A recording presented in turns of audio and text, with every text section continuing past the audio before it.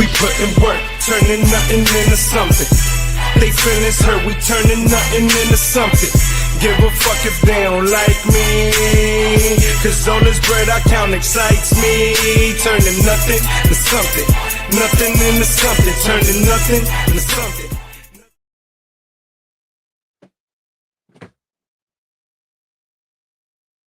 What up, what up, what up, what up? What's going on, everybody? What is going on? Welcome to Blunt Thoughts Roundtable Edition, because things are so bad with our New York Mets right now that I don't even want to talk about them. And I sure as hell don't want to talk about them by myself. So I had to bring some friends on to help me out. But before that, let's make something clear right now, right? Because I don't want you guys laughing by yourselves. We're all going to laugh together. So the first thing is, I don't know if there's anything more of a disaster than the New York Mets than myself and glasses. So to the point where I bought some nice glasses, right? And they were broken. I've been wearing glasses maybe 2 years, destroyed. So I said, forget this. I'm not spending $600 on glasses. And I just been buying readers. I got maybe 5 pair of readers here.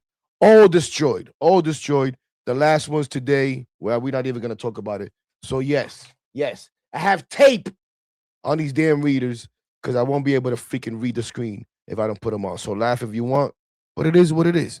Anyways, to the matter at hand, I just had to get that out of the way. To the matter at hand, the New York Mets. And I got to be honest, I think I owe the fan base an apology because I try to be optimistic, and that's not usually my nature, right? But you try to grow, you try to evolve as a fan, you try to grow as a fan, you try to grow as a human, try to grow as a person. So he said, you know what? We got to be more reasonable. We got to be more patient. And even though we didn't like a lot of how the offseason went, we felt like, okay, we're going to give this front office and we're going to give this team the benefit of the doubt. And man, oh man, I don't know if the most pessimistic fan could have predicted what we've been watching here for the first, 3 weeks of the season? But again, I need help tonight. So with that, let's bring the help. And it's going to be a full house tonight. As we got Kweisi, what are you waiting for? Let's go, baby. Bring the people, man. Bring the people. There we go. Hey. Welcome to the round table, baby. Welcome to the round table. I don't know how it looks. Top left-hand corner, we got my guy Anthony up there from the I Hate That podcast. You guys know him. He's a friend, great friend of the show. Does his thing, Tuesday nights with Anthony. Tuesday nights, yep. I've been there with him a couple of times. He's been part of the prior roundtable and all that good stuff. So he's here tonight to join us and have some fun. Right next to him, we got my guy David from TOPBUNKSPORTS. Does his thing covering Mets. What up? And all New York sports. And I'm pretty sure he wishes he was not covering the Mets right now. But here he is to help us out and have some fun and talk about our New York Mets. Of course. And on the bottom there, we have the happiest Met fans of them all, man. The guy that was telling me to be patient about 2 weeks ago, and now he's telling me, Hector, what the hell are you talking about? That must have been another Eddie you was talking about. But my partner, and don't think we ain't bringing it back, Mets Talk Unfiltered will be back. We're talking about it. We just been a little busy. Eddie got some stuff coming up. But my guy, Eddie the Cap Wiz, Eddie Presti, joins us tonight to have some fun as well. What's up, Eddie? Let's fucking go. Let's get into this shit right away. I'm ready. Fuck this team. Hey, right? Save it. We're doing hellos. All right. Hello, everybody. Nice to see you. Fuck the Mets. Fuck Stearns. Fuck Mendoza. And fuck Cohen, okay? Oh, my God. That's how I'm starting. I wanted to welcome It's Dion. only April. Stop. I wanted to welcome Dion for the first time here without going nuts, man. So, Dion, welcome to Blunt Thoughts. Welcome to the round table. We've spoken so many times. If you don't know, Dion is Nemo. He's known on Nemo on X. So used to be known on Nemo on X. He's changed that up. He does work with USTADIUM, all that good stuff. I'll let him tell us about that as we go forward. But welcome to the round table, Dion, and welcome to Blunt Thoughts, baby. How you doing, brother? I'm all good, man. Thank you for having me on, Heck. No problem. I know we spoke about it a couple of times behind the scenes. Today I had Eddie. Well, yesterday I had Eddie up, and finally Eddie responds to that. Like, hey, man, I was planning on doing something with Dion. You think we could bring him on? I said, bring him on, man. We'll have a party. That's my guy, Eddie. He plugged it up. Thank you. Nah, no doubt, no We're doubt. all in this together. We've done, Of every one of course, us has done like of course, fucking absolutely. at least 5 shows together, so we're good. There you go. And if you haven't, by what is it called? By committee. Yeah, 6 degrees of separation and all Yeah. that good stuff. Oh, We're all yeah, connected. We've kind of done shows just by default. But gentlemen, I don't know, where do we start, right? Where do we start besides that? The fact that I think the one thing that we know about this team, is, that we could say confidently is, this is a bad team. This is a bad team right now.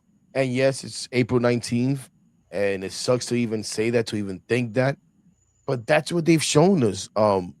And today they showed us that if anything they know how to do is lose a baseball game. And I at least for me watching this game, I'm thinking the whole time, we're not gonna win this game 1-0.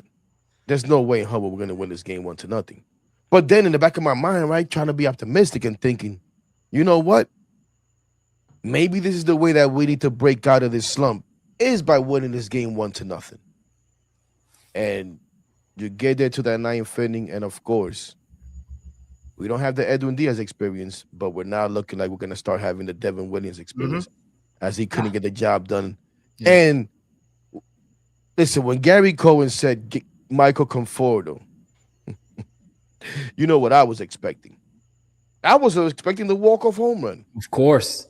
I was too. That's what I was expecting. But instead, he just gets the regular hit. And, and maybe it made a difference, maybe it didn't. For all the people that, a few games ago wanted to kill Mendoza because he didn't take Brett Beatty out of the game for defensive purposes and put Tyrone Taylor in. Well, what does Tyrone Taylor do? He misplaced the ball when he was put in the game for defensive purposes. He goes ahead and misplaces the ball in right field anyways. Didn't make a difference. I don't know. He still had a chance in the 10th inning, but this offense is non-existent, man. This offense terrible Vientos at bat in the 10th inning. Terrible. I'll also say, in regards to the that ball that Taylor wasn't able to get to, it did take a weird bounce. Like, yeah, that's Wrigley Field, though. Isn't that to be expected? That's where you could, that's a valid argument. I'll give you that one, because you should expect weird hops and bounces and stuff like that when you are playing in the outfield of Wrigley. That's to be expected. But let me ask you guys, and we'll go around. And welcome to everybody that's come in to watch and already in the chat. We'll try to get to the comments. Kweisi, do your best. Any questions or any comments that are relevant to start them, bring them up.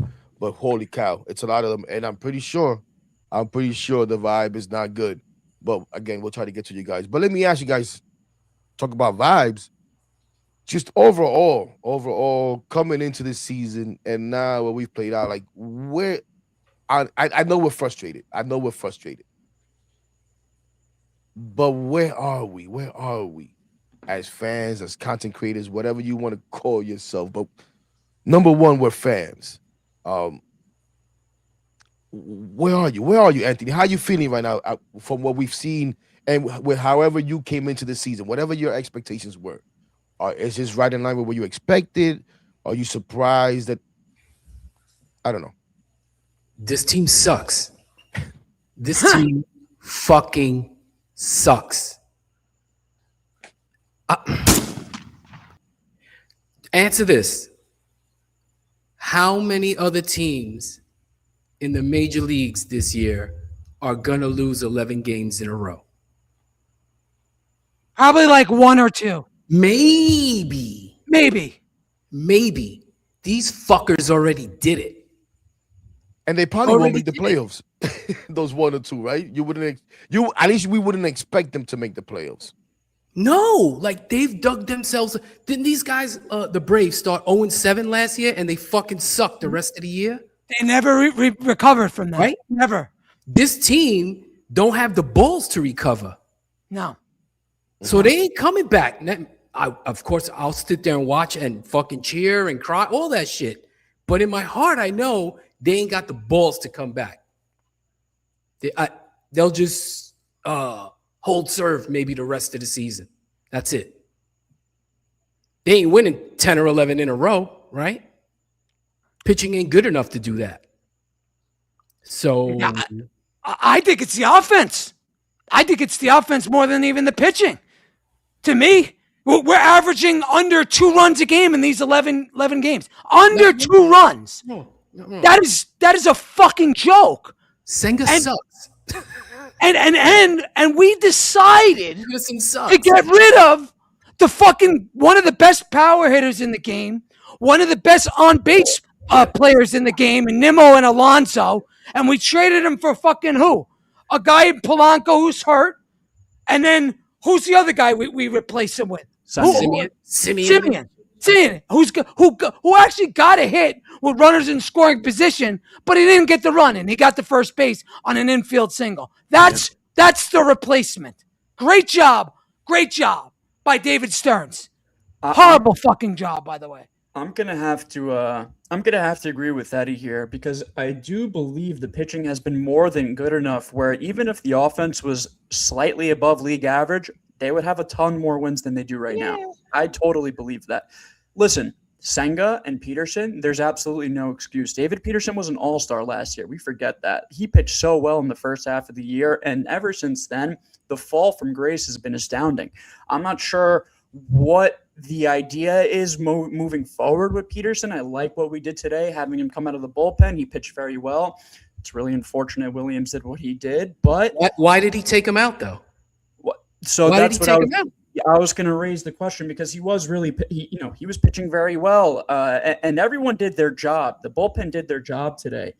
It just, these games are 1-run, 2-run games, 3 runs at max, even 4 runs, guys.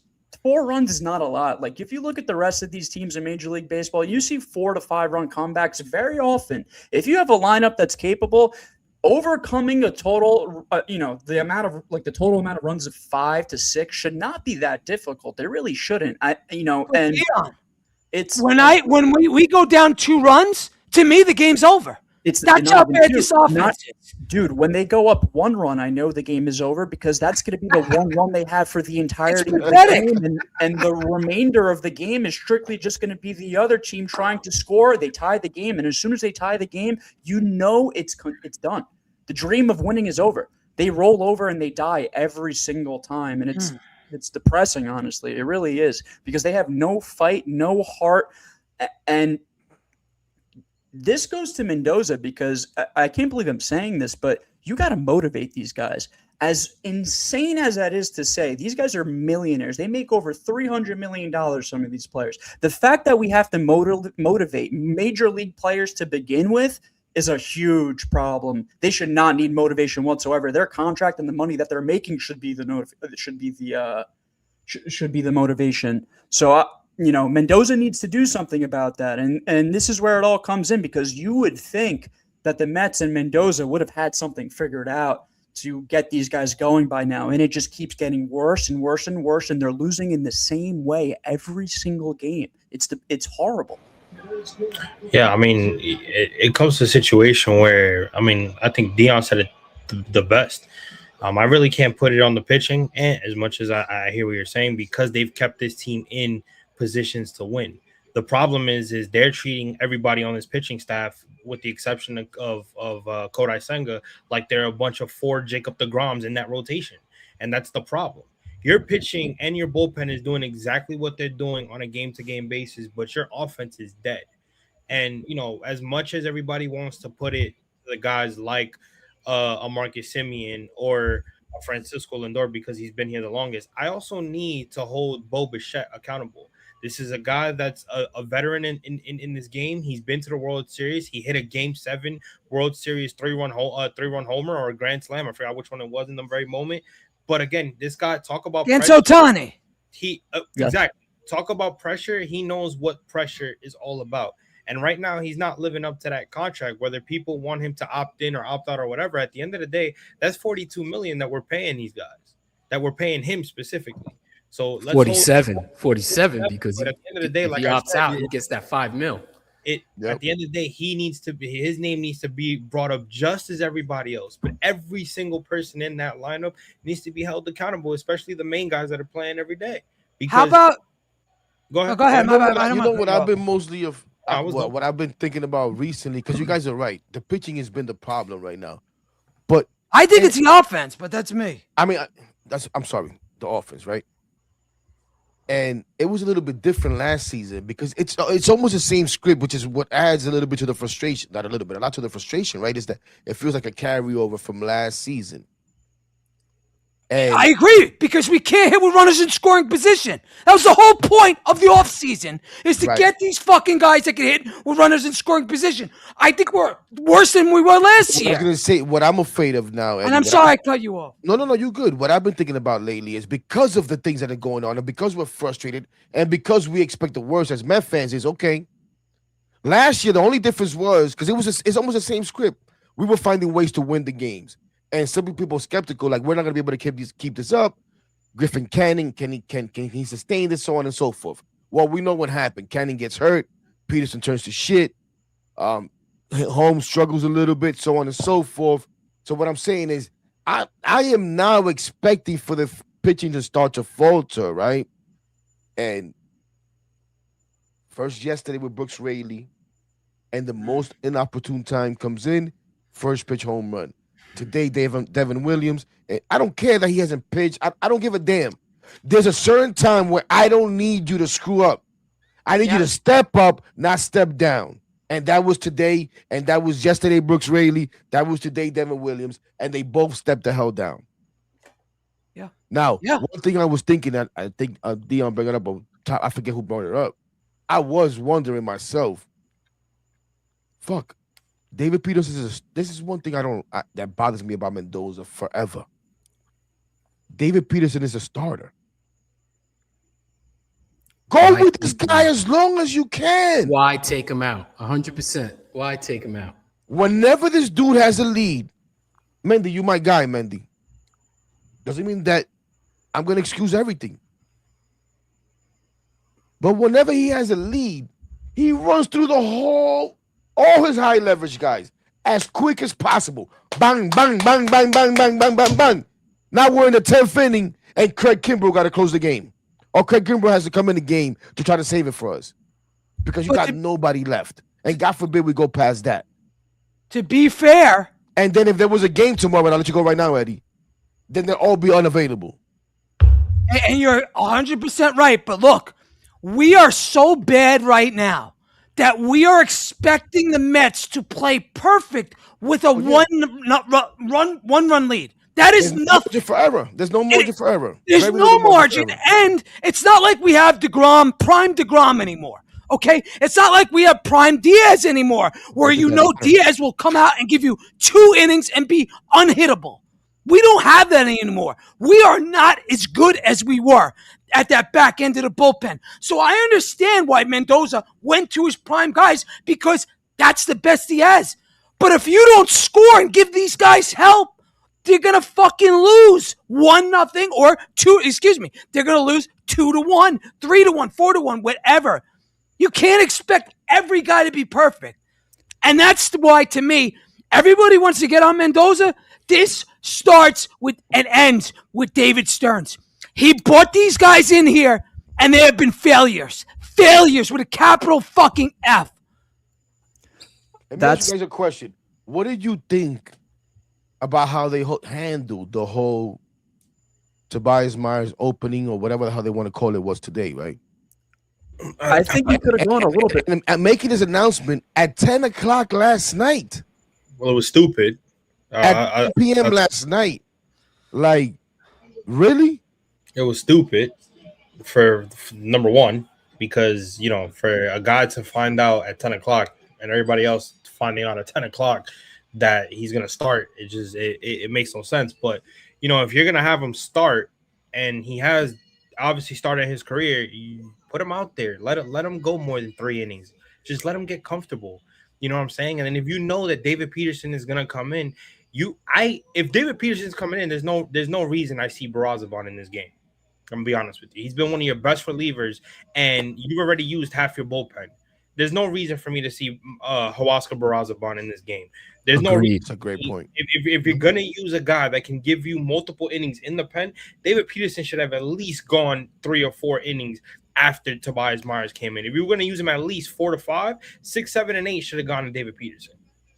I think even we're being we're being slightly generous because Tobias Myers probably could have gone more than 2 innings as well. I get Oh, that. I agree. I was just gonna say that You know, he pitches more innings out of the fucking bullpen than he did when he fucking started. That makes no sense to me. And I guess that's the issue here is that maybe he really was taxed because he's been pitching so much out of the bullpen that they felt they couldn't let him go more than 2 innings as a starter. But if you're going to start him or at least use him as an opener, you're expecting more than 2. Whoa, cat is sorry. Oh, guys. Yeah, that's my pet cat. She's bugging out right Some puss.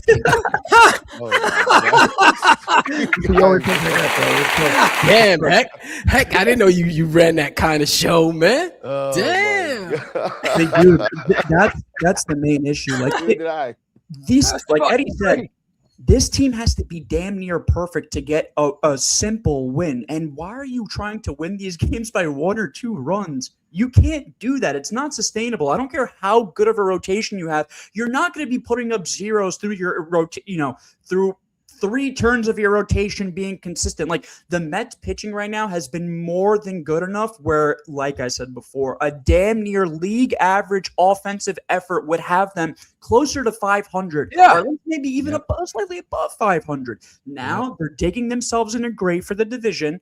I don't want to, cancel the season, and all that stuff, but we're getting there. This cannot continue, right? Like if we start getting to 15, 16, you could chalk it up the entire year. That's going to be a huge issue. I don't know how you bounce back from a losing streak that long. It is damn near impossible. I think the last team to lose 11 games in a row and continue to make the postseason and then actually win the World Series was like the 1953 Yankees or Giants or what, the New York Giants that played in the Polo Grounds, those Giants. Yeah. So this is not something that you could overcome very often. It's very rare. We saw it in 2025 with the Guardians. They lost 10 in a row or 11 in a row, and they somehow managed their way to the playoffs, but that division was dog shit. This division, our division, is not. There's competitive teams, and I worry even more for the games against Atlanta and Philadelphia because those games could really bury us, like very much so bury the division hopes, bury the season hopes,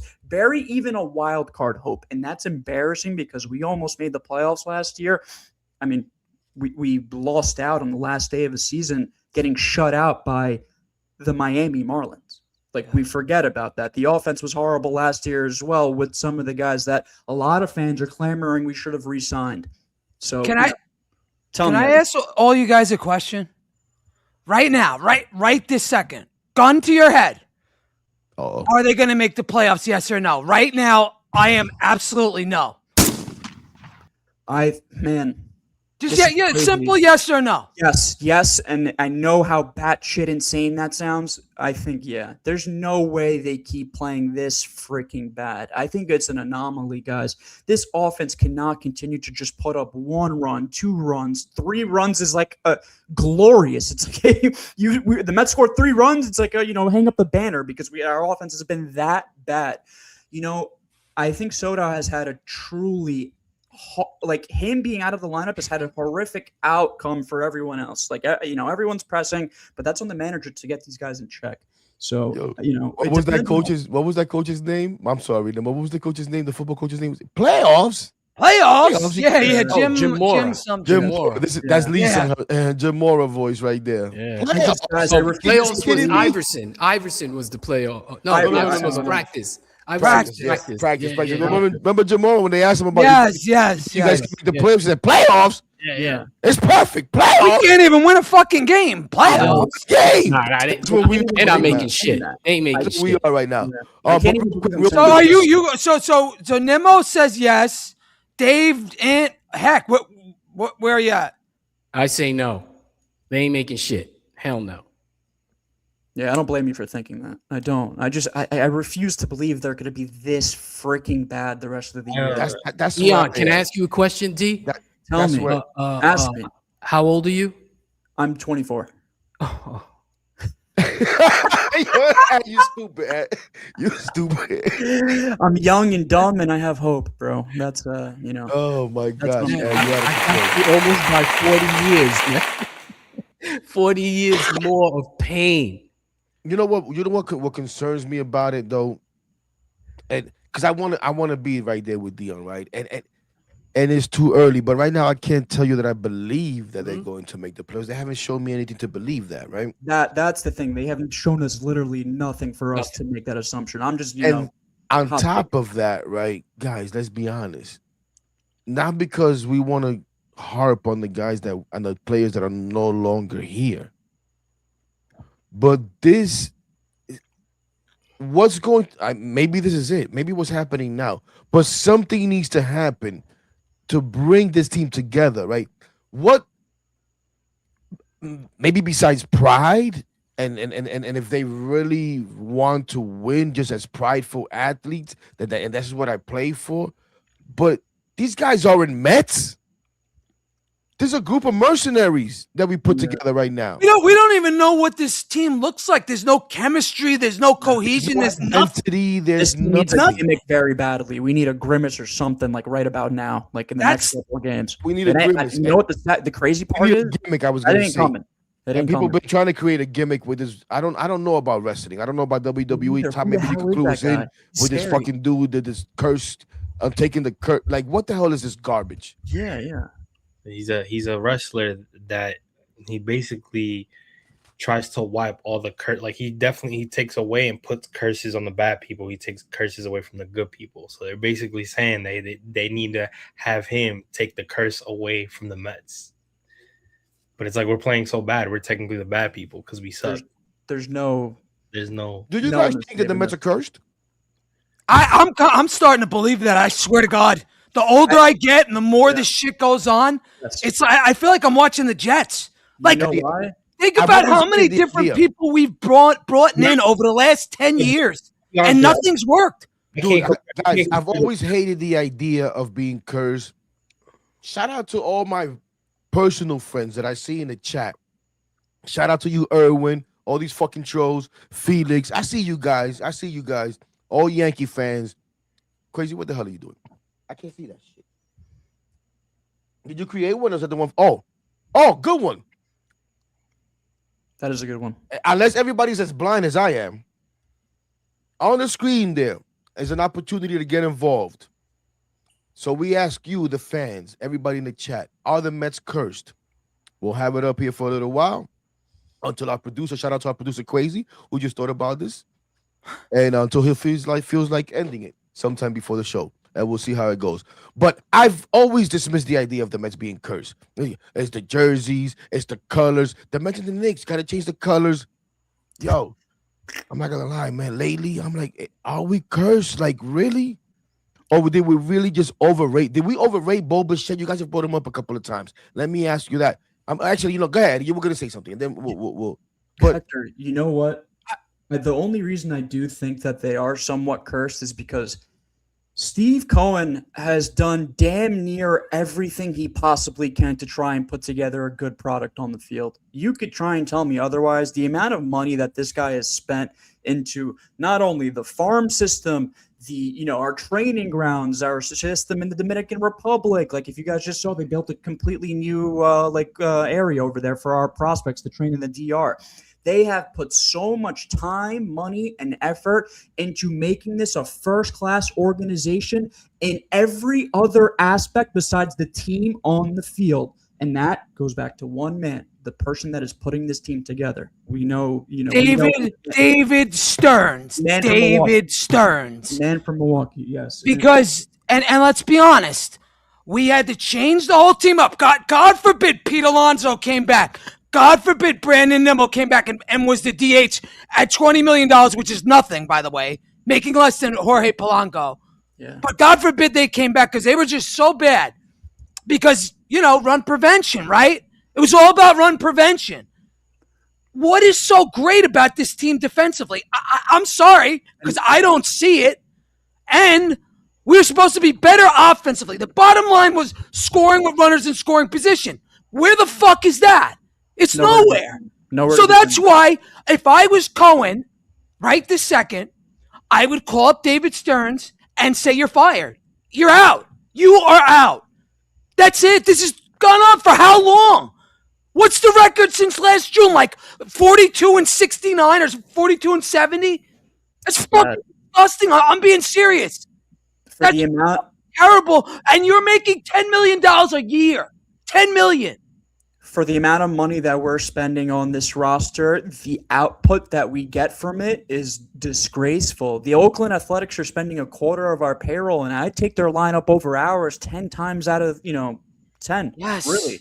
And that's a disgrace. There's no reason that should be the case. The Oakland Athletics lost how many games? Like 2 to 3 years ago, 100 and something. David Stearns wanted to get rid of white privilege in the clubhouse. That's what it was. I mean, that's the other. I don't really put that. I mean, who cares about McNeil? But Nimmo and Alonso, what did they do? What did they do wrong? You know what the issue is? Because Nimmo really was horrible in left field. But yes, fine, we know that, and he could have been the DH. But everything else, right? Like, you preached and told us run prevention was going to be the main thing that turned this roster and team around. And instead, we have guys playing out of position. We have Brett Beatty, who grew up in our system as a primary third baseman, playing every other position besides third base because he sucks at third base. I mean, the list of defensive miscues from this season is a lengthy one. I mean, from Benj not catching the ball in right field and whatever that game was, that really got the ball rolling. From Lindor, which is so uncharacteristic of him in the start of the season, not being able to go and cover the bag, or going too back on the ball in the field and being on the edge of the grass and the dirt and not being able to range and make the throw to first. There's so many of these little stupid things. It just makes me believe that this shit has to be in their heads, and they need someone in that locker room to tell them to wake the F up. It just seems like everyone is sleepwalking 24/7. They're waiting for someone to get the big hit on the offensive side of the ball, and defensively, they're making mistake after mistake. Today, it was a passed ball that cost us, right? And the Cubs get the run to the third, and they knock him in with the sac fly, and that's it. Game over. That's very simple baseball. Unfortunately, the Mets can't even do stuff like that when they're up to bat. They can't even move the ball, the runner over. They can't even get lucky with the pass ball or steal a bag. Stealing bases and base running was a large part of how we scored a lot of runs last season. Antoine Richardson got Juan Soto basically a 40-40 season. 38 bases. Has gone completely out of the window, and David Stearns is the one who got rid of this entire coaching staff. I know Richardson left on his own, but it doesn't matter. I mean, there's so many things that you could point at and criticize Stearns for his decision-making, from the roster to even the coaches. Hector, when you and Top and are you as mad at Stearns as I am, or is it just like me? Like honest question.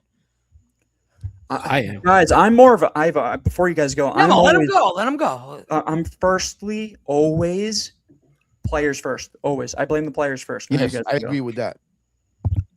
Good. I'm a player first guy. Always. I agree with that. I always go towards the players first, but at the same time, who brought the players? David Stearns sat there and told us what was here couldn't continue. It wasn't good enough, and that wasn't just a couple of pieces. That was an entire coaching staff, pretty much. Mm-hmm. And maybe one or two guys left from their own, like John Gibbons, because he saw the writing on the wall. Say, I'm out of here. I'll go back to retirement, and then he ends up back in Toronto or wherever the hell he is right now. I think, right? Is he? I think he went back to Toronto. He's bench coaching somewhere, right? So, we talked about already the players that he got rid of, but he told us that everything here wasn't good enough. Junior keeps texting me and is it wasn't good enough. Like, okay, it wasn't good enough. Well, this better be, and this is worse right now. This is worse right now. Horrible. Stop talking to me about 2024 and what should have been done then. It wasn't done. Don't talk to me about when Cohen first bought the team, whether he should have tore it up and built it from the bottom then. It wasn't done. This is what they've done. And right here, right now, he told me, we're still trying to compete. We're still trying to win. But those guys aren't good enough. And these guys that I'm bringing here are good enough. Well, where is that? Did he and us overrate Bo Bichette? Because we thought, hey, we're getting this guy, running his scoring position, blah, blah, blah, so on and so forth. I'm going to look the numbers up in a second, but they're not good. He Bichette's Hector? Yeah. Hitting 217, 255 on base percentage. He's the team's hit leader with 20, 3 Right. doubles, That bullshit, because those look 1 okay. home run. That's What it. about the runners in scoring position? Today, he got third. What did he do? You guys got Lindor. somebody else got to get that. I don't have that in front of me. No, I'm going to get it. I'm going to get it in a second. But listen, I don't care. All you heard in the offseason was how much war we were gaining. Yep.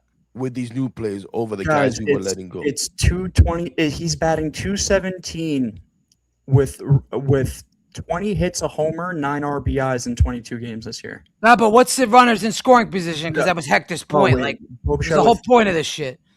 Yeah, I'm gonna say those sound too good for run. That sounds too good. That does sound too good. Matter of fact, I think SNY posted it. Those are Him, natural stats. Lindor. No. Matter of fact, we're gonna give him credit. Let me look for. So I don't even have to do the research. Max Goodman, right? NJ, whatever the hell he writes for, who cares? But we'll just mention his name. That's good enough. Here we go. I saw a post of his today. He had it. There's no way it's good, regardless. Like it's it's like 1 and change, bro. It's terrible. which is the entire point of bringing him and Polanco in here. When you look at our Here it goes. What is it? Crazy. You think we could bring this up? Want to try it? Let me see. I don't know. We'll see if it works. If not, but I want to make sure I give him the proper credit. But these guys are. Here it goes. There it is, Quace. Try it. Oh, this fucking guy's ahead of me. There we go. Is that my screen? No, that's not my screen, though. I don't know whose screen this is. I can't see a thing. I don't know who that is. This is mine. That's his. I don't know what the hell you had up there. But here it is. Let me maximize Even this worse again. than I could have thought. Holy shit!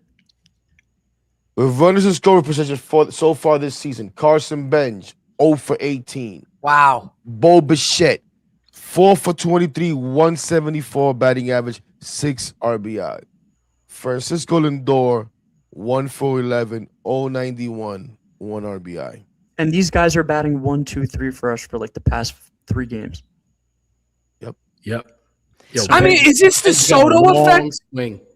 Like, Soto has made them lose 11 games in a row. I get that not having Soto would obviously make the lineup a tad bit worse, but for all 11 of these damn games, Juan Soto is having that big of an effect. There's no. but that's when it started, right? That's when it all started. I know. It did literally all start as soon as he went down. Started with the April injury. 7th. I mean, it's crazy because that series against the San Francisco Giants in San Francisco, it looked like the team that was performing was the team that we thought we were going to be getting in the offseason.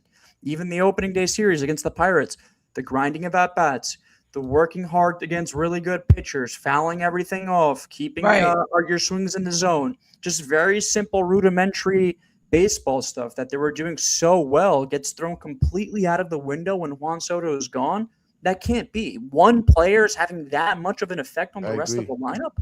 How is that possible? I think what it really boils down to is that outside of Soto, this team is missing a power guy. And we know who the power guy is, but they needed one more dude in the lineup that can carry your offense for stretches of time. When That shitty first baseman we let go? You mean the guy that can't play first base? Right? That guy? The guy that got replaced by a bunch of guys that can't play first base at all? That aren't even first baseman to begin with. It's ridiculous. I mean, they needed one more guy in the lineup that could produce with nothing going on. Pete Alonso was always very good at just putting the ball over the wall. He usually does it 40 times a year. I mean, this is what the Mets team needed. I think they had to keep Alonso, and it's biting them in the freaking ass right now because you're not getting. It's more Nimmo than it is Alonso because Alonso isn't doing as good as Nimmo is. Let's be honest.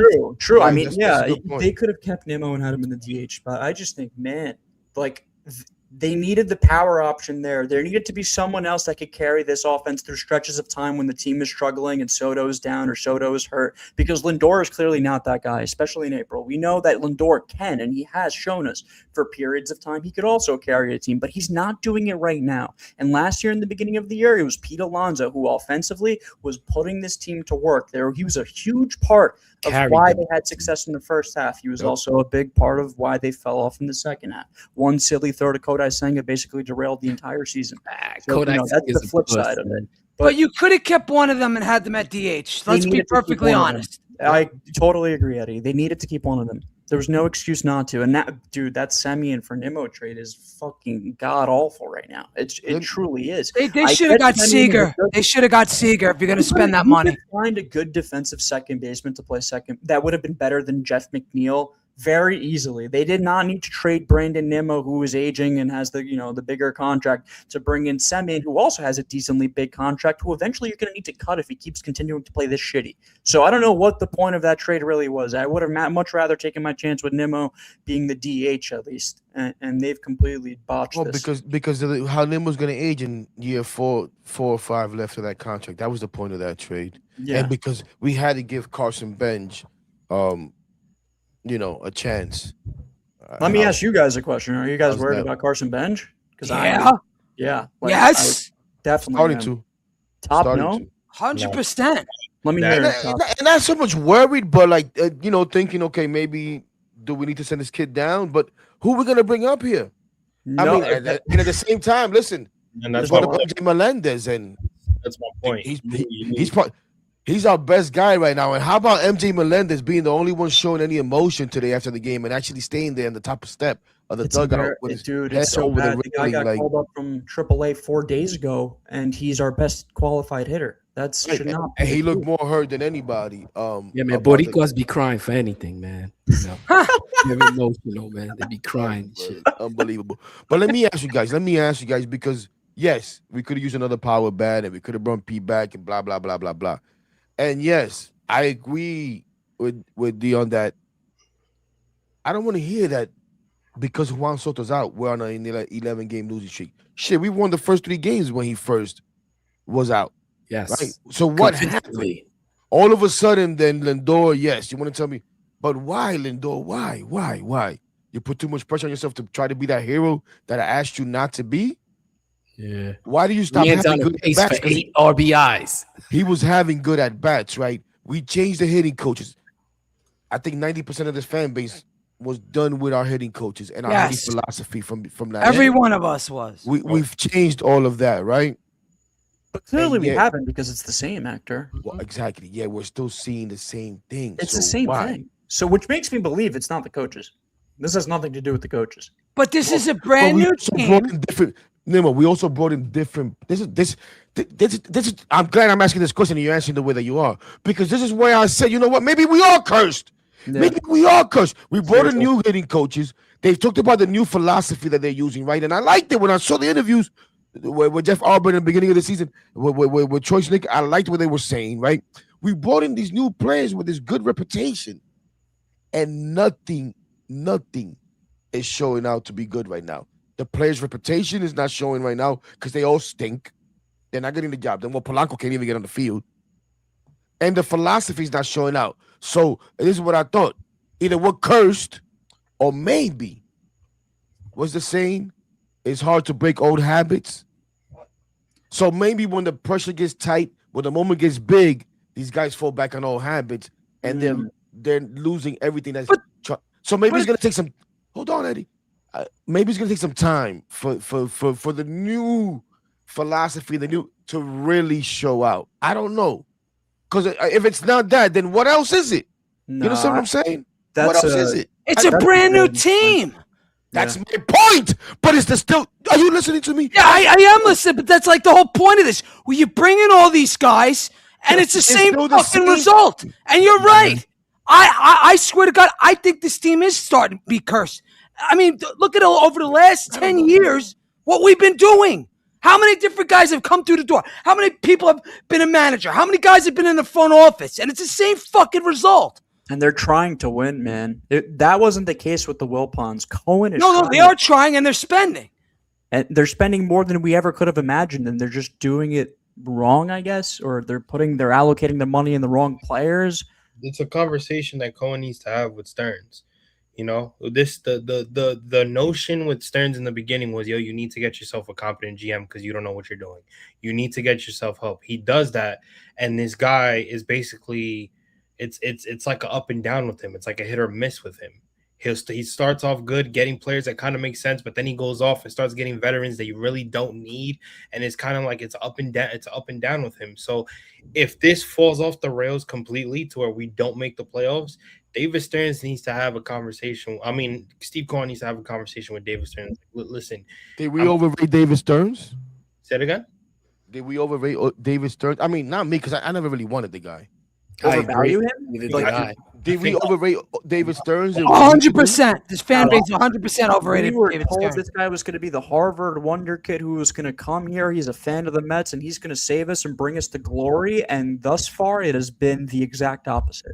A lot of them did, because there were people, Hector, that we know personally on this app that's probably watching that said, oh, we can't judge David Stearns because he hasn't been here and he hasn't had a full season, when technically that's not true.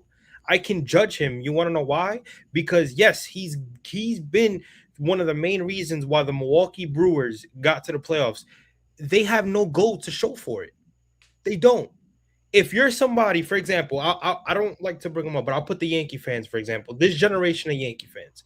This generation of Yankee fans make me sick because George Steinbrenner is rolling in his grave with this notion that if we make the playoffs, it's okay. Good enough. Yeah. It's okay. No, it's a failure for a guy like George Steinbrenner. If we don't make the World Series, it's a failure. I don't care if we make the playoffs. I want to win chips. So we want to win a chip.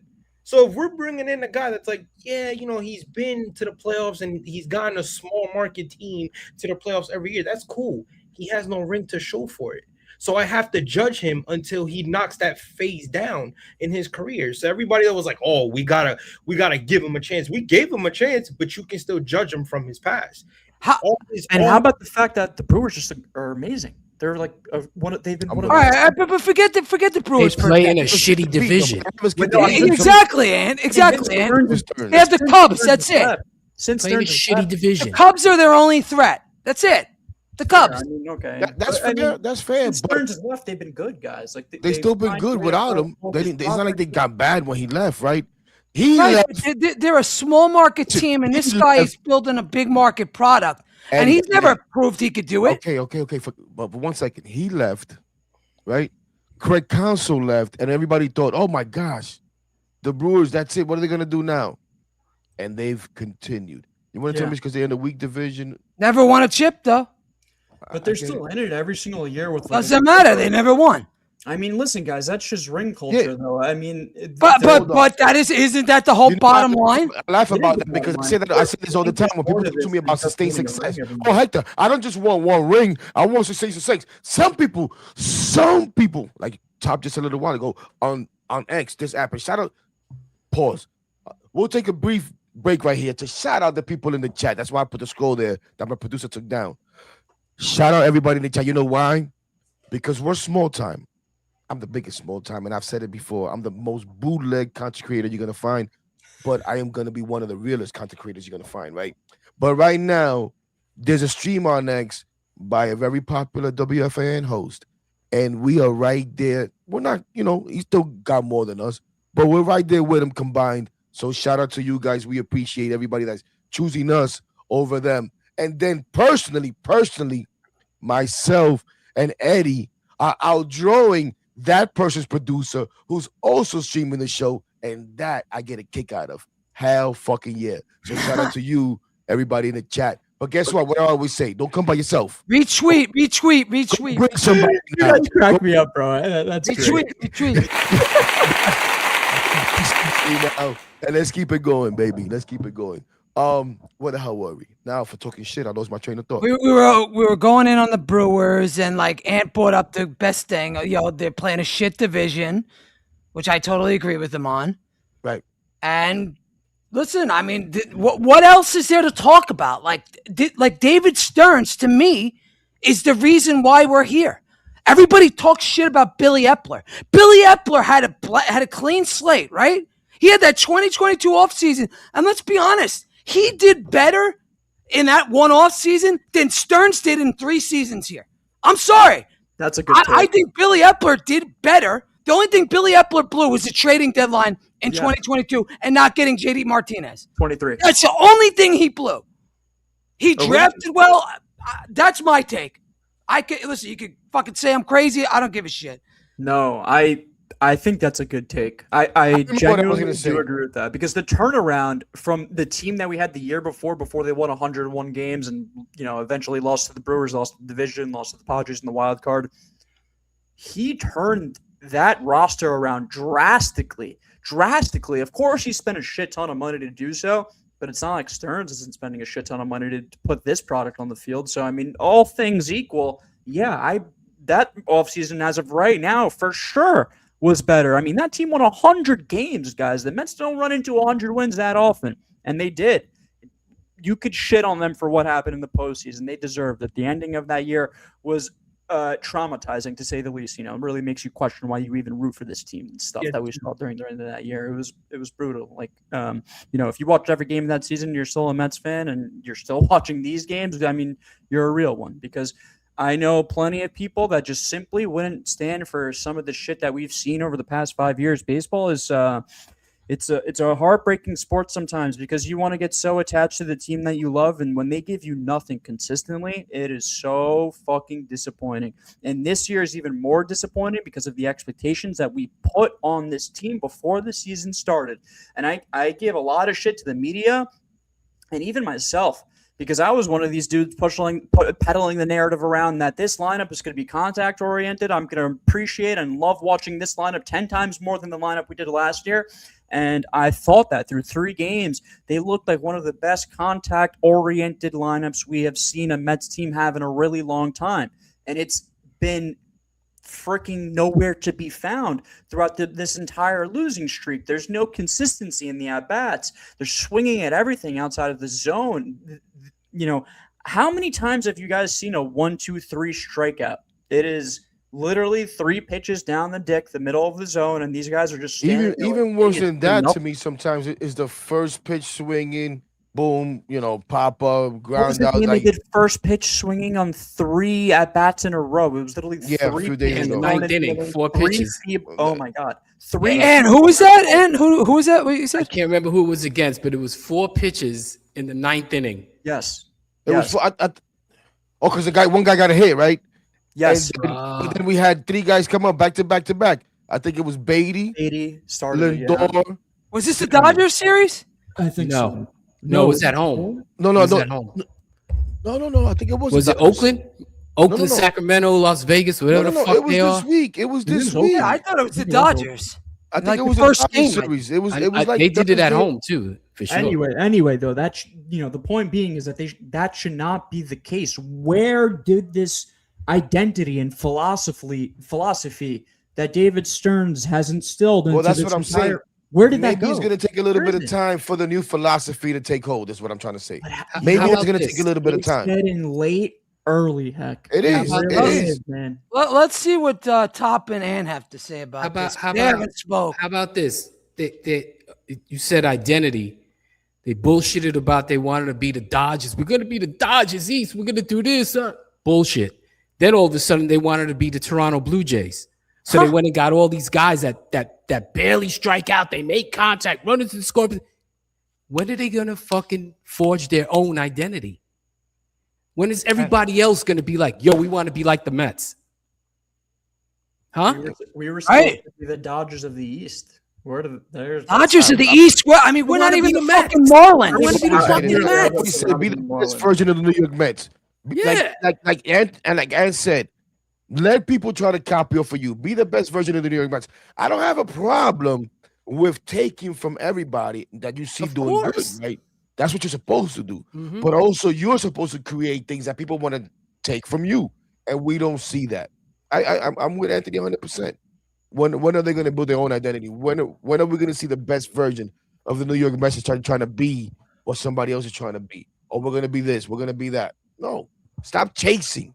It's like we're always chasing. Hector, if they were to build, and this is for Ann and Top too, if they were to build an identity, what would it look like? Like, how would this look? Like, if this thing ever turned around, how is this thing going to look? Because right now, I don't know. I mean, That's what I'm asking Heck, and I'm asking Ant, and I'm asking Top. I think I'm gonna I'll let Top answer, but in my opinion, I think an identity. Honestly, we're not gonna build an identity the way we're doing things right now.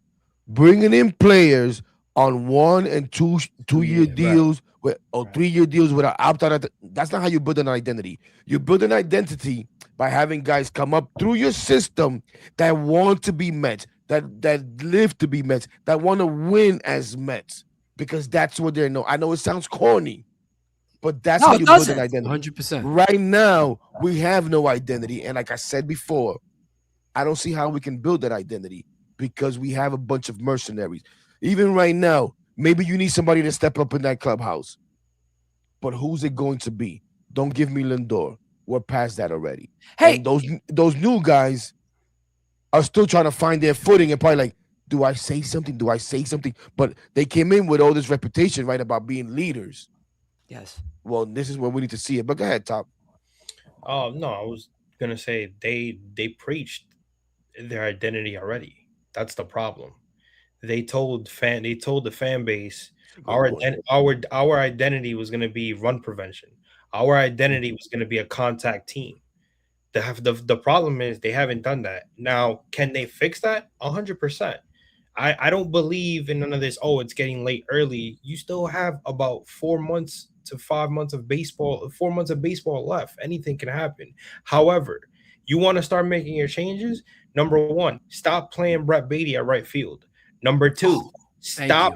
If you're gonna have a guy like Carson Bench, have him playing one position in the outfield every day. See, He should be playing right field, Top. He should be playing right field. 100%. To answer your Wherever question, he is playing, it should be consistent playing time at that one position, and don't move him. Same thing in the lineup.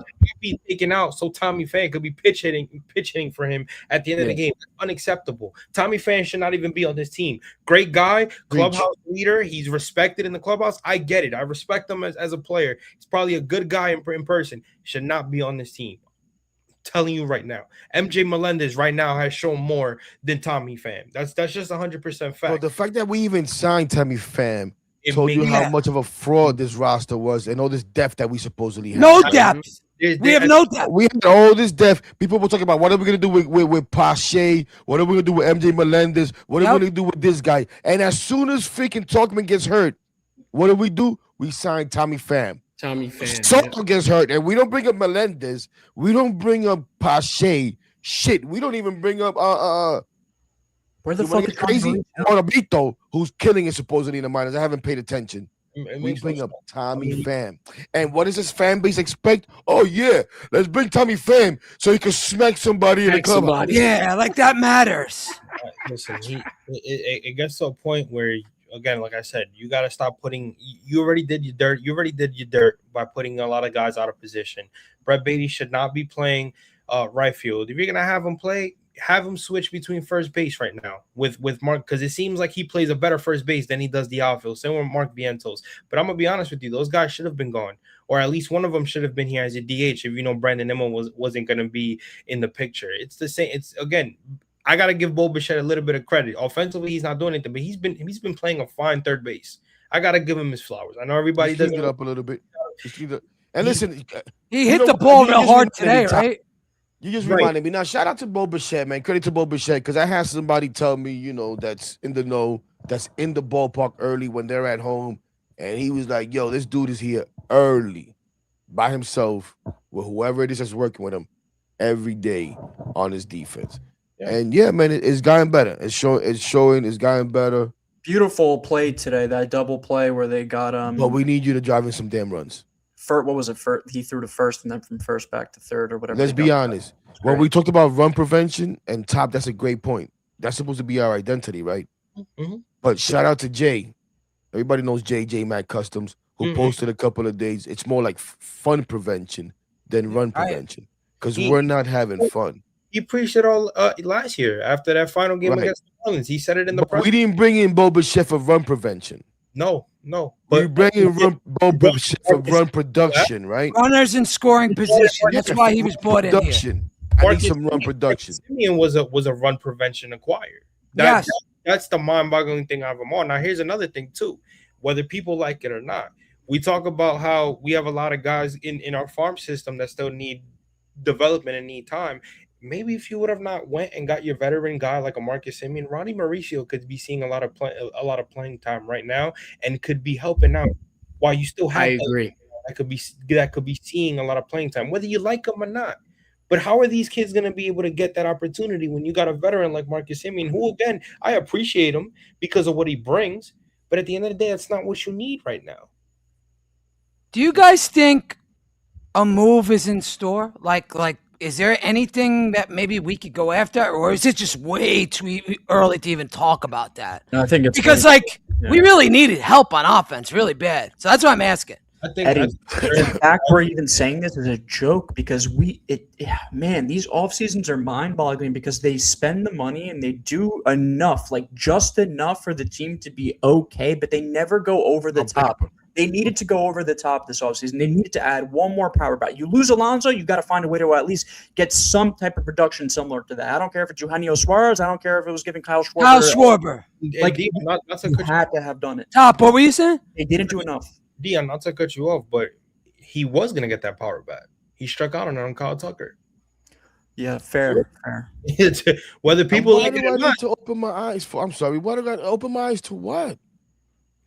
I didn't say that Bichette was his master plan. I'm just talking about the guy that's here, and once we got him here, what we got him for. But don't give me this nonsense that if Brett Beatty was at third base, he would have been better. Listen, I didn't think Brett Beatty was good at third base last year. I don't care what nobody says. He was making as many bad plays and errors as anybody at third base. Oh, he went a little run there. He had a breakout season when he had 17 home runs.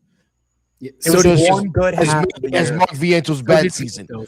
Brett Beatty's breakout season last year, his numbers were equivalent to Mark Viento's bad season. Go look him up, ladies and gentlemen. And it was half of a season. But then you're going to tell me about underlying numbers, expected this, You're flipping out now because of how inconsistent his lineup is. Imagine if Brett Beatty was your everyday third baseman, and he's giving you the production right now. It'd be even worse. We kept the wrong white Let me tell guys. you something, I'm not a man. Beatty believer. I never have been. Fucking and I true. still- You fucked up Let me tell the you something. quota, You Ed. guys just mentioned. You guys Right, just I'm mentioned- serious. We kept the wrong whites. We did. You guys stop. Truth. You guys just Fucking mentioned truth. Mauricio. You guys just mentioned Mauricio. I don't want Mauricio. He's a fucking quadruple A player. I had it with this Okay, he fucking might- he may asshole. be. What He is may be. Beatty and Vientos, bro? He may It's the be. same Right, shit. exactly. I want Mauricio to sit here on the bench, but right now, I'd option Beatty to the fucking minors. I posted this the other day. I'd option Beatty to the So would minors with no intention of ever bringing him up again. I don't give a damn what he does in Syracuse. We've seen that movie too many damn times. I think that goes for Benj too, heck. No, Bench- man, just Bench leave him up here. has- Come on, Bench- Eddie, don't be Bench has ridiculous. better We could potential. talk about sending him. Listen to what I'm saying. We could talk about bench sending bench down. I'm not saying no. I don't want to see Beatty ever again on this major league team, Eddie. I want to send him down, build whatever value he wants to. You could build up for him. And That's if I fine. have to trade, I'm listen okay to with me. that. If I have to trade him for Eddie Presti, I trade him for. I don't give a damn. I am done with Brett Beatty. You understand what I'm saying? Listen, people want to celebrate the fact that this guy's actually putting the ball in the air a little bit more. This was last year. He can't even do that right now. Yesterday, I know. Mark Viento sucks too. Yesterday, Mark Viento hit a ball 434 feet through the wind. Brett Beatty has warning track power with the wind. I still believe Mark Viento's going to have impact. You want to tell me you don't want to play him either? But my point is, I would be willing right now, if I could. But the top's point, we got Marcus Semien here. Where do we play Mauricio? But I'd be willing to option Brett Beatty and give those at-bats to Mauricio. I just can't have Mauricio up here playing every 3 days, pinch hitting. No. If I don't think he's that good. I'm sorry. I used to think he was great. I'm off the Mauricio I train. understand it, but what did we say in the beginning of the show? We need power, right? We need We somebody do. that can wreck a game. He can wreck a game. He can get lucky and wreck a game. A stupid pitcher throws him a fastball, he can wreck a game.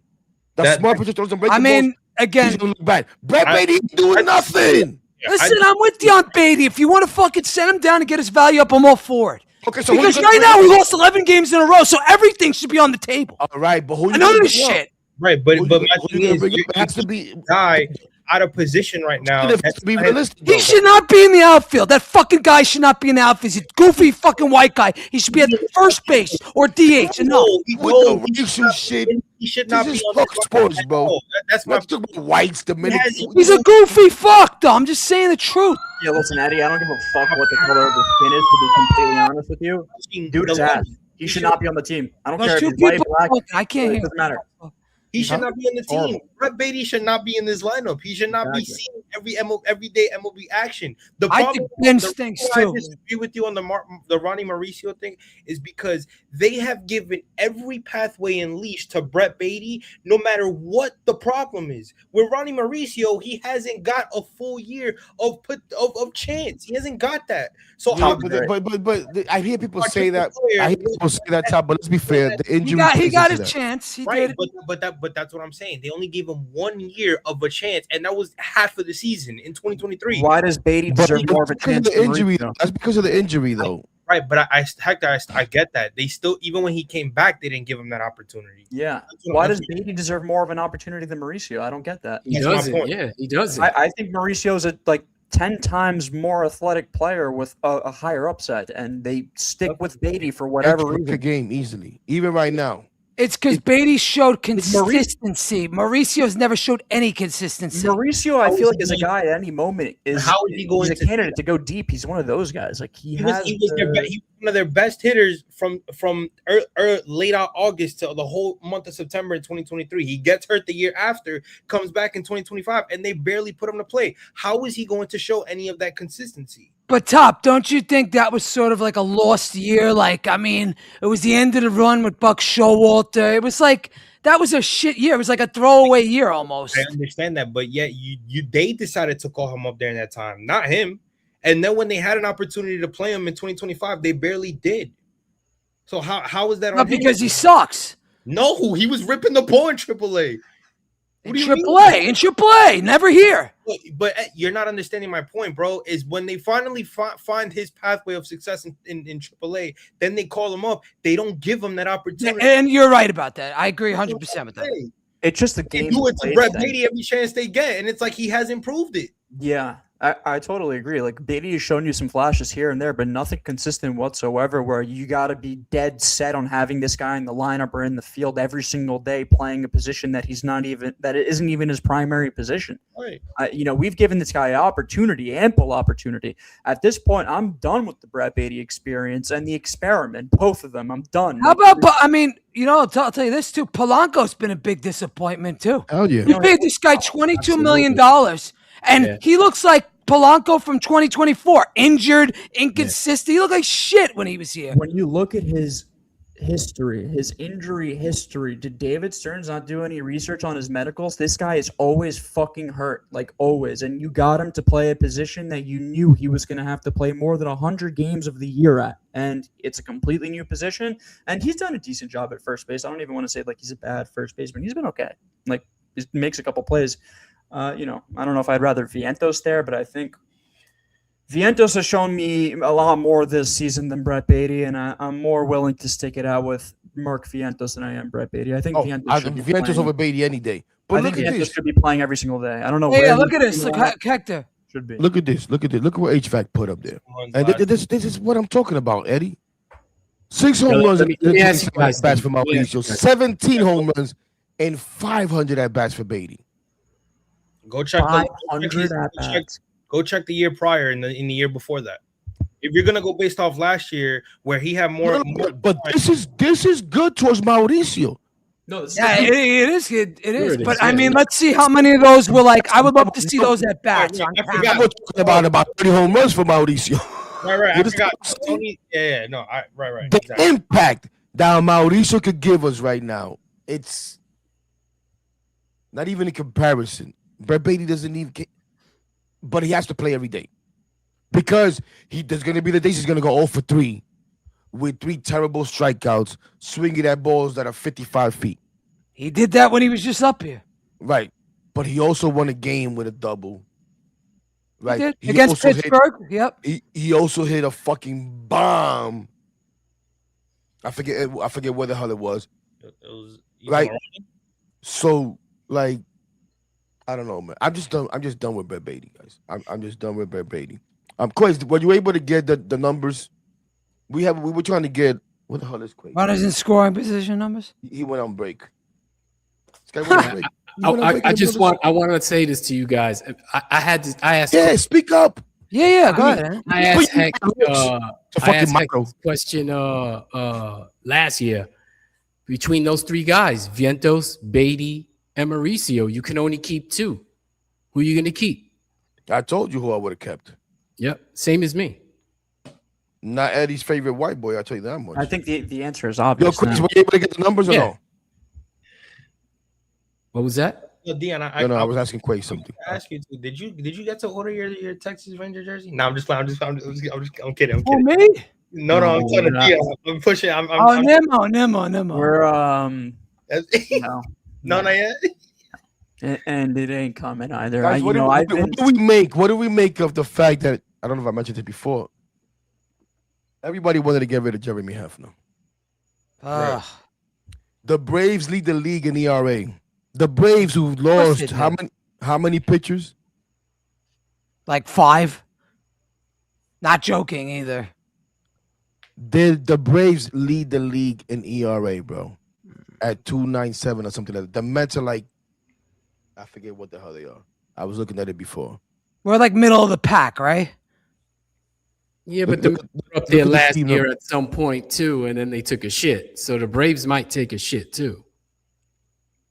They may, but at the same time, more often than not, the Braves figure it out, and I don't know, seem to have better talent than we do all the time, and able to maximize better talent. Heck, they're able to maximize that talent better than we're able to maximize the talent that we have. But it's just funny things that just stood out when I look at the numbers, the overall numbers, and I see this stuff. And I'm like, holy smokes, right? When we talk about walks, right? Okay, you want to talk about walks? That sucker Hefner couldn't control the walks. See, now you're gonna make me go back, and look that stuff up. Hold on a second, because it'll be quick. But you guys can fill in. You guys can talk. Don't worry about it. I'm looking at the standings right now. Braves are 14-7. Marlins are in second place, 10-12. Nationals third place, 10-12. Phillies fourth place, 8-12, and then we got us fifth place at 7-15.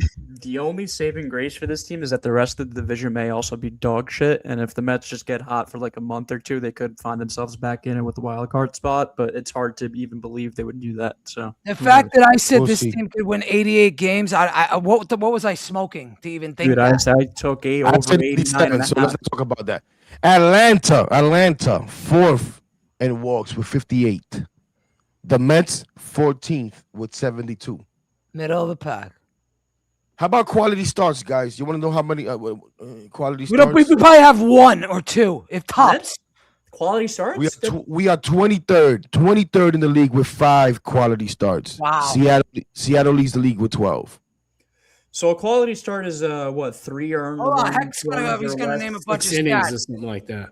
6 innings to 3 earned runs or less. 5 innings, I think. What? No, it's quality 6. starts? Yeah, Six quality starts, innings. 6 innings pitched, 3 earned runs. I think it's 6 innings, 3 runs or less. Yes. Yeah. How about ERA? Well, we just said ERA. Oh, and just in case, the Mets are 20th in ERA at 4.22. What are we at strikeouts? Better than that. It feels better than that for whatever It feels reason. so much better than that. I don't, bro. Strikeouts, the Mets from the most strikeouts to the least. The Mets are 13th with 182 strikeouts. The Guardians lead the league with 217. Is that offense or defense? This is pitching. Okay, I got you. This is all pitching. This is all pitching right now. Got you. So again, middle of the pack again. Yes, yeah. That was my point of bringing all this up.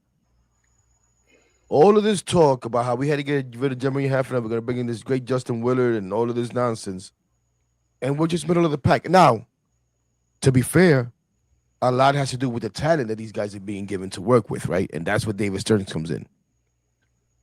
You can't ask these guys to be magicians either. How about the fact that we brought in? Supposed to help guys, not create guys. How about the fact we brought in Peralta thinking he was going to be the answer that solved all our problems. We just need an ace. We need a guy at the top of the rotation. We need a guy that stops seven game losing streaks. That was the exact fucking words. And we're up to 11 game losing. Couldn't get out of the 6th inning. Right. Yeah. This is the issue with Peralta is that he's a though. good pitcher, but the Mets last year, their biggest problem was that their starting pitchers weren't able to get out of the damn 5th or 6th inning consistently, and the That bullpen was was getting in overworked June. and overtaxed. And Peralta And falls this right in year, line with that. No, Peralta needs to be better than that. Peralta needs to get into the 7th inning and save the bullpen some work, and it hasn't been that way whatsoever. He has not been the quote-unquote stopper that we thought we were getting when we got him. He's been underwhelming, honestly. He really has been. I thought we were getting someone completely better, and it's not the case. He throws a shit ton of pitches to try and strike guys out. He's never trying to pitch the contact. Everything is always trying to get the guy in the zone with the K. It's disappointing, man. We needed, I don't want to shit on him because he's been, he's had a couple starts where the Mets should have won the game as well. McLean, He's supposed to be our fucking ace. yeah, okay, it's He's not fair, an but ace. McLean is our ace. Let's be honest about it. McLean is our ace. But I'm saying that was the whole He's point. like an ace. During this losing streak, we have had a couple of stopper performances. McLean has given us a couple. They've Yes. given Actor has guys, they gotta good enough fucking to win. score. Clay Holmes has given us a couple of stopper performances. Yes. We can't score runs. Yeah. McLean has gotten degrammed. And it's against a lot of McLean is the, to get to the point where I'm not even going to look forward to his starts because it's just going to be more miserable than anything because he's going to be great and either the bullpen's going to blow it or we're not going to score any runs. Well, I think the thing with Peralta too is that it seems to me like David Stearns really didn't do his homework, or for that matter, because I'm a guy that wanted Peralta, but Peralta has never been a guy that's given you 6 innings on a consistent basis throughout his career. You know what I'm saying? So if you know that you should at least come in with it should have already been known not to put that. That's why I never put that label on him that he's an ace, that he's an innings eater, because he doesn't give you more than 5 on a consistent basis. That's not his thing. And for us to push him to that, never done that, I can't expect him to give you that when he's never done that on a consistent basis throughout his career. You know what I'm saying? Nolan is different. If Nolan has shown that he can do it, then all of a sudden, if he doesn't do it, then that's where you're sitting. You're like, okay, something's wrong here. But Nolan's done it. Nolan has shown he could do it. Clay Holmes at times has shown that he could do it. Freddie has not. So I can't push him to be an innings eater or a 6-inning guy when he's never really done that consistently. And I think Top. How many guys are really innings eaters anymore in today's game of baseball? And you get to the playoffs, how many guys go 5-6 innings? not a lot. Very few. every man No, tries but to it's get close, it, it's man. different. Right. I But can't I give will that say- dude I will 5 say- years or 6 years. I can't have him going 5 in the third. I can't give him 5 or 6 years. This is I'm what not they're gonna lie. When we got Peralta and I went and looked at the numbers and I saw that he pitched, I think it was like 6 or 8 innings more than Clay Holmes and I forget who else on the Mets. I was like, holy cow, wait a minute. Last season. This is the guy that's supposed to help us eat up innings? Like, he's not going to do that. Mm. He's not going to do that. And we gave up a lot for him too. And he's a good But at least we got Myers. I'll give David Stearns that. Myers, at least we got him back. Guys, wait 1 second. Can we address this Bubba Harrison comment? I'm so jealous of the Yankees. Do you see how good Rice? No. Is this Joan Clark's burner? Bro, we're losing the fucking plot right now. I know the Mets are bad, but please, let's be serious. That's Joan for 1 Clark's second. burner. That's Joan Clark's burner or We're Joan just Clark's saying cousin or anything at something. this point. That's ridiculous. Who That's cares Joan about Clark. Babe Ruth and fucking Lou Gehrig? Like, And who cares about the Yankees to begin with? They're 2 games over. Yeah, 500. doesn't that name sound like a MLB the show type of name? Bubba Harrison. Bubba Harris. does. word. Sounds like some 90s manager. I think there's a Said- what's his name? Bubba Chandler? said, Who's that? Wait until October when Judge turns into Beatty. I don't know why, but this KTRPH just reminded me of Ken. Where's the homie Ken? Haven't seen Ken in a while, man. Shout out to the people that we haven't seen in here in a while, man. The Kens, the Darren, man. I hope everything's okay. Darren, man. Darren. Yo, Darren. Yeah. Yeah, Darren's been MIA for a while, man. I hope everything's okay. Who else? There's a few people that we haven't seen for a while that I hope everything's all right, man. And we miss you guys. Facts. That's you, Ken. Is that you? You changed your name so you could troll me under a different name? Ha! You fucking clown, Ken. Look at you. Metro, whatever the hell your name is. What convo? What you want to say? Everybody's cutting into the convo, man. So if you want to cut into the convo, the way to cut in is by making a comment and hope that I see it. If it's good enough, I hope that one of my co-hosts here sees it tonight. There's some good ones. Comment section's doing a good job. No, it's actually been pretty good. You guys want to try to go through some of those real quick before we start trying to get the hell out of here? Yeah, definitely. There's one that popped off the page to me right here. Peralta is from Gotham Gangster. Peralta is literally a number 3 on the Mets, behind a rookie and a guy who just became a starter last year after being a career reliever. And this fan base really wants to hand the guy a $200 million extension. No, thank you. And I couldn't agree more. Like, there's no way, unless he goes. I'll give him 100-something million. Sure. Unless he goes flawless the rest of the season, and the Mets and he's able to be a big part of this Mets turnaround, and he becomes like some Mets hero or something for pitching that well down the stretch of the year. There's no fucking way you could pay this guy $200 million. And let's be serious about it. You think David Stearns, who's scared to pay any superstar a big amount of money besides these fucking guys that come here and do nothing, is going to extend Freddie Peralta, an older pitcher that is not even getting into the 6th or 7th inning consistently?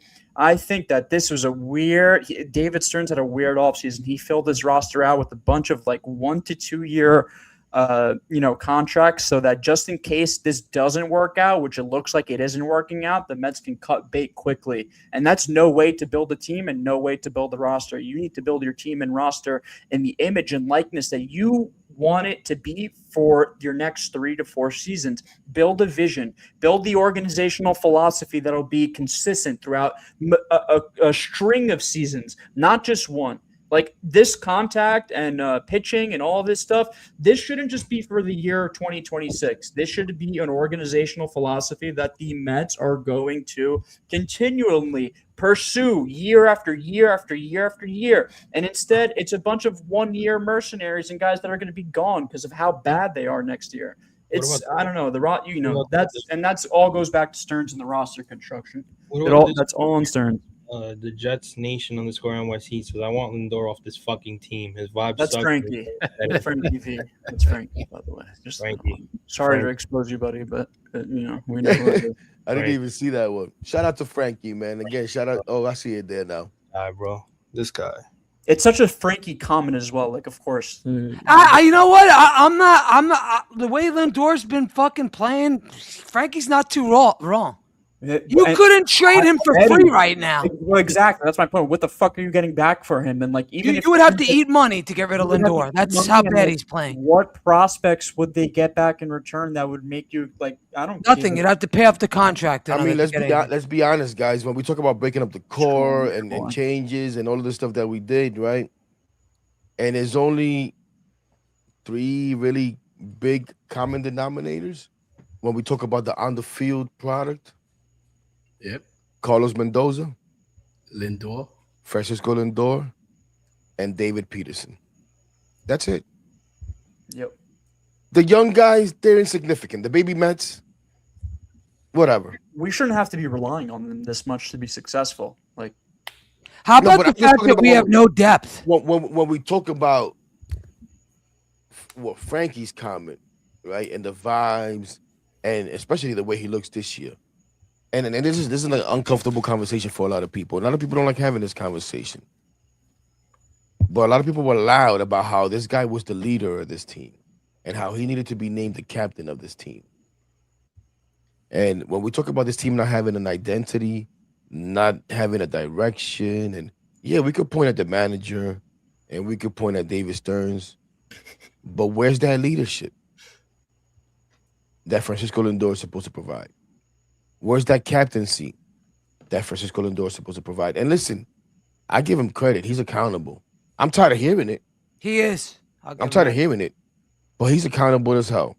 He's there every day in front of the camera, and he'll tell you, I got to be better, I got to be better, I got to be better. But it's the same shit, Heck. It's that you're saying the same thing over and over again. I'm tired of hearing it. Aren't changing. Well, I mean, okay, I'll be fair. He's been swinging it slightly better over the past couple of games. Today was, a dud again. So The dude is on a pace for 8 RBIs for the season. is that 8 RBIs, and 8 RBIs for the season. The fact that you did that math, bro. that is awful. you can't be paying someone $300 Guys, million. okay, so in that. before we get out of here, It's horrible. right? The elephant in the room. And I think we've kind of danced around it a little bit. But where are you guys? I guess two-part. If Anthony was in charge, if Top Bunk David was in charge, Eddie Presti, Dion, what are you gonna do with this team? You're trying to still win this year. You're trying to salvage this season. I know what the numbers may say. I know what it feels like right now on April 19th, 11 games in a row. It does not look good. But God darn it, you're a competitor and you're still trying to win right now. What are you doing?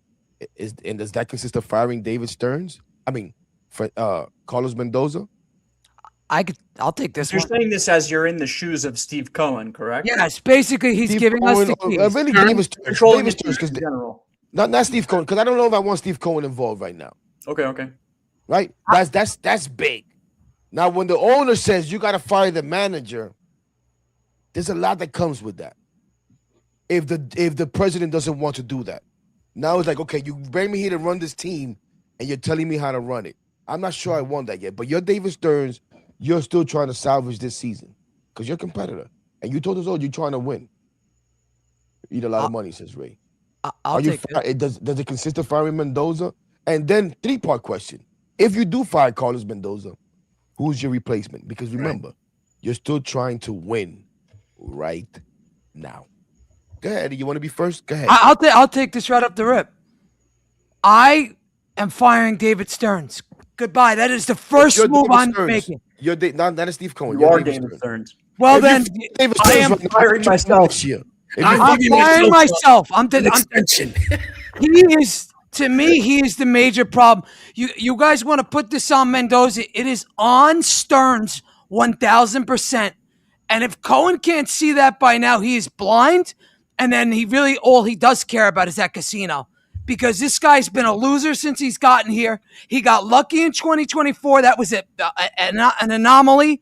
We saw his true colors last year with Soto added to the team. Okay? And then he got rid of all the people he wanted to get. All the whites that we talked about. He wanted to get rid of the whites. Got rid of the whites, right? Fine. He did it. Look what happened. He has been fucking terrible. I would fire his ass in a minute. And I would go to what's his name? Theo Epstein. And I will literally offer Theo Epstein $25 million a year to run this team. Because if there is anybody that knows how to build a winner, it is him. So you're going to spend money. You might as well spend it on the fucking guy that's got the resume and he's got 2 championships to prove it. All right? He turned it around in Boston. He turned it around in Chicago. There was 15-year curse in Chicago? He turned that around. I am firing David Stearns and hiring Theo Epstein.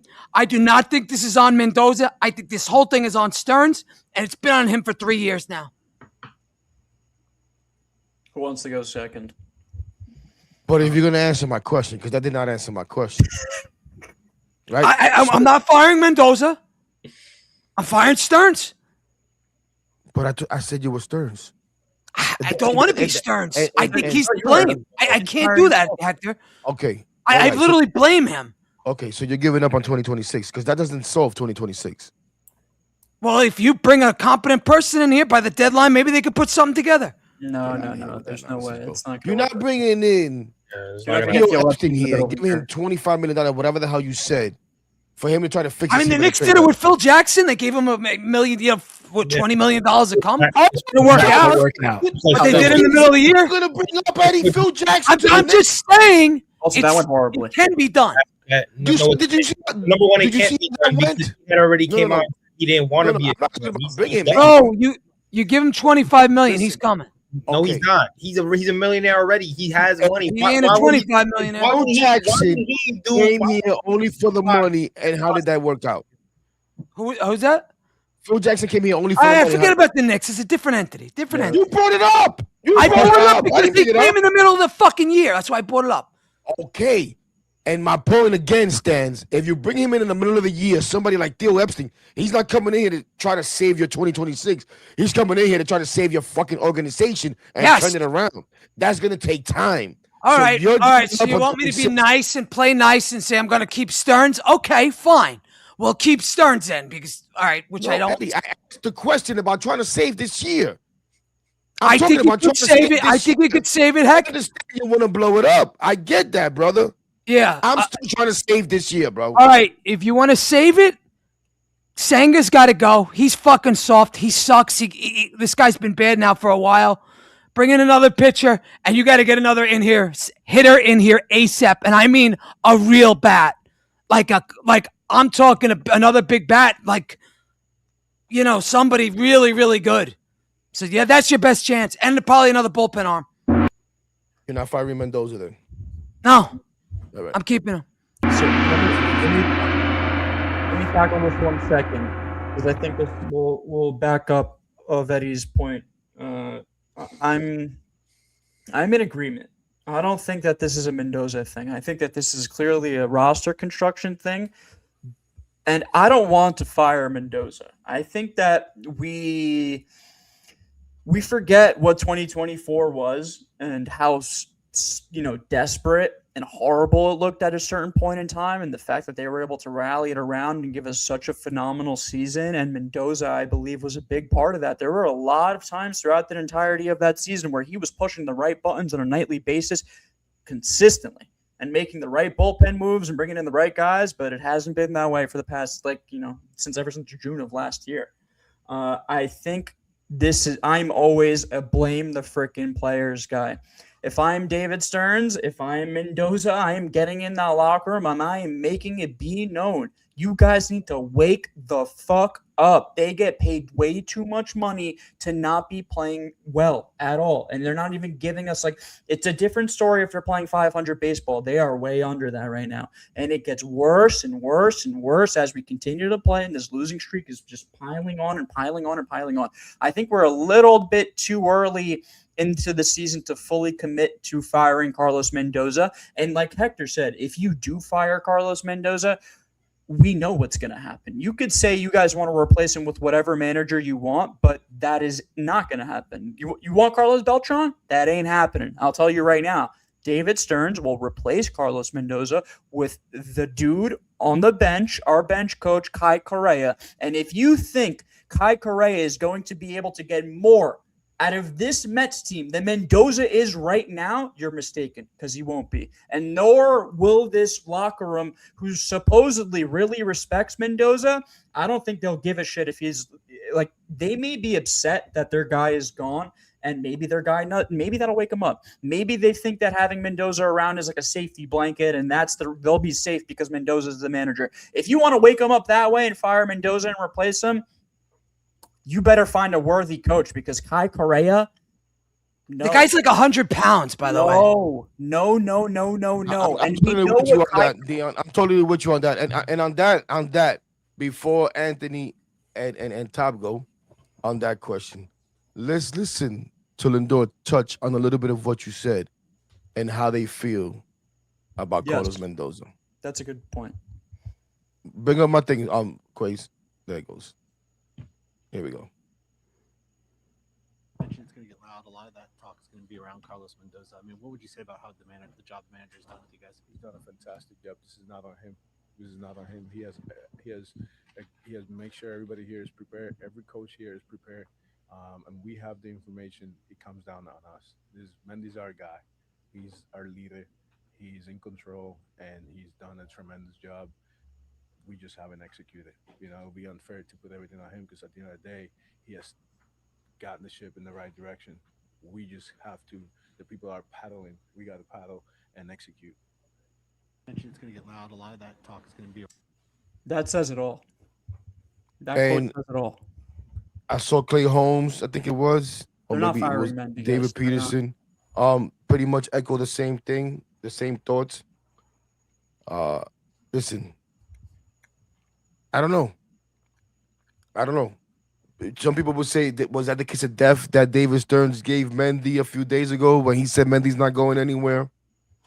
I don't know, but Top, what would you do if you were David Stearns, not Steve Cohen, David Stearns? If I was David Stearns, one, I would have to look into the roster. I think Dion is hitting on a good point where, you know, a lot of his mistakes on putting non-positional guys in positions they've never played in, it's fucking you up. It's taking you away from the message that you were sending in terms of run prevention. You know, you look at these guys at bats on opening day. These guys were fighting in almost every at bat. Where did that philosophy go? They went away from that philosophy. So I think it's more of a roster problem. Mendoza is still respected in that locker room based on what these players are saying. That, you know, so I got to go based off what my players are saying, regardless if it's you know, tongue in cheek or not. But I don't think they're gonna fire him right now. I think they're gonna try to give him as much leeway as possible before they finally make that decision. And it could be. It could be by the trade deadline, it may be not, but I think you know, with a lot of respect that he's getting from these players, they're trying to play for him. There's a lot of guys that have good conversation with him. Like it's just common sense. I don't see that happening. I think it's more of a roster construction more than anything. But if it came to the Beltran thing, the only reason why I don't see Beltran getting that position is because he's basically been in the front office. You know, he's been behind the scenes with a small chunk of Houston, and when he did it for the Yankees for a good amount of years, you know, he had that opportunity to manage before everything went downhill. Never the manager though, Top though. Well, they did hire him as a right. manager. I get you get it though. The whole thing is, I think Carlos Beltran is at a point right now where he's just enjoying himself and just enjoying the accomplishments that he's gaining, especially with the Hall of Fame. Why would I want to put that on myself with what's going on with this organization when I got everything positive coming my way? I wouldn't want to deal with that. If anything, if maybe next year where everything starts from the beginning, maybe, but as of right now, I don't see that happening with him. So I think right now they stick with I stick with Mendoza, and I gotta make some fixtures on this roster because that's truly what's messing you up. J-Lo. I like how Lindor takes accountability. I said I respect it. I appreciate it. I also said I'm tired of hearing the same crap. I want results. Results matter, guys. Results matter. I'm about results. Guys, But- our parents have been telling it. Well, I mean, you guys are older than me, but no, Top, you're around probably my age. Oh, you were like 2 in 2006, right? No, I was 5. Thank you, Eddie, but Okay. close enough. Like, now you fucking fucked up my point, dude. I forgot what I was going to say. Fuck I'm you, just man. saying, like, you know. I was gonna like It's a very simple thing. yeah. Come back to me. I'll remember. I'll think about it. No, you good. And fix the Mets to try to win this year. I want to try to win this year. Nobody still told me what they would try to do to try to win this year. Not a roster move, not nothing. How can we fix this mess to try to win this year? Save the season, Anthony. I would fire Mendoza, but you guys are right. Who the fuck takes his place? It makes no sense. Who are you going to get, Joe Girardi? Huh. I mean, I think it would have to be a Let me veteran tell you manager. something. In my opinion, if you fire Carlos Mendoza, you can't bring in an novice in here. You don't bring in Kai Correa. I don't give a shit what anybody says about Carlos Beltran. I don't think Carlos Beltran is going to be the manager that people think. I don't think people. And he's an analytics dude. He's an analytics dude. Yeah, he likes to look at things, you know? And talk about being calm and passive and soft. I don't think people have listened to Carlos Beltran really speak, bro. Beltran is not a rah-rah dude. Go listen to this dude, and I don't think you really want He's him to be vanilla. a manager. Yeah. Like, he makes me sick, honestly, when I hear him speak, especially when he does the Spanish interviews and really fucking opens up. He makes me sick. It's the truth. I don't care. I also think that Joe Girardi's the only one. I'm too old to be in love with the 2006 Mets and all of those guys. All those guys, they make me sick. they won't bring in a guy like Girardi because, quite simply, a manager like Joe Girardi can think and make decisions for himself. But that's what we whereas need. Exactly. Dion. That's what this team needs. This team, I agree, Hector. I totally Anthony agree. finish his point.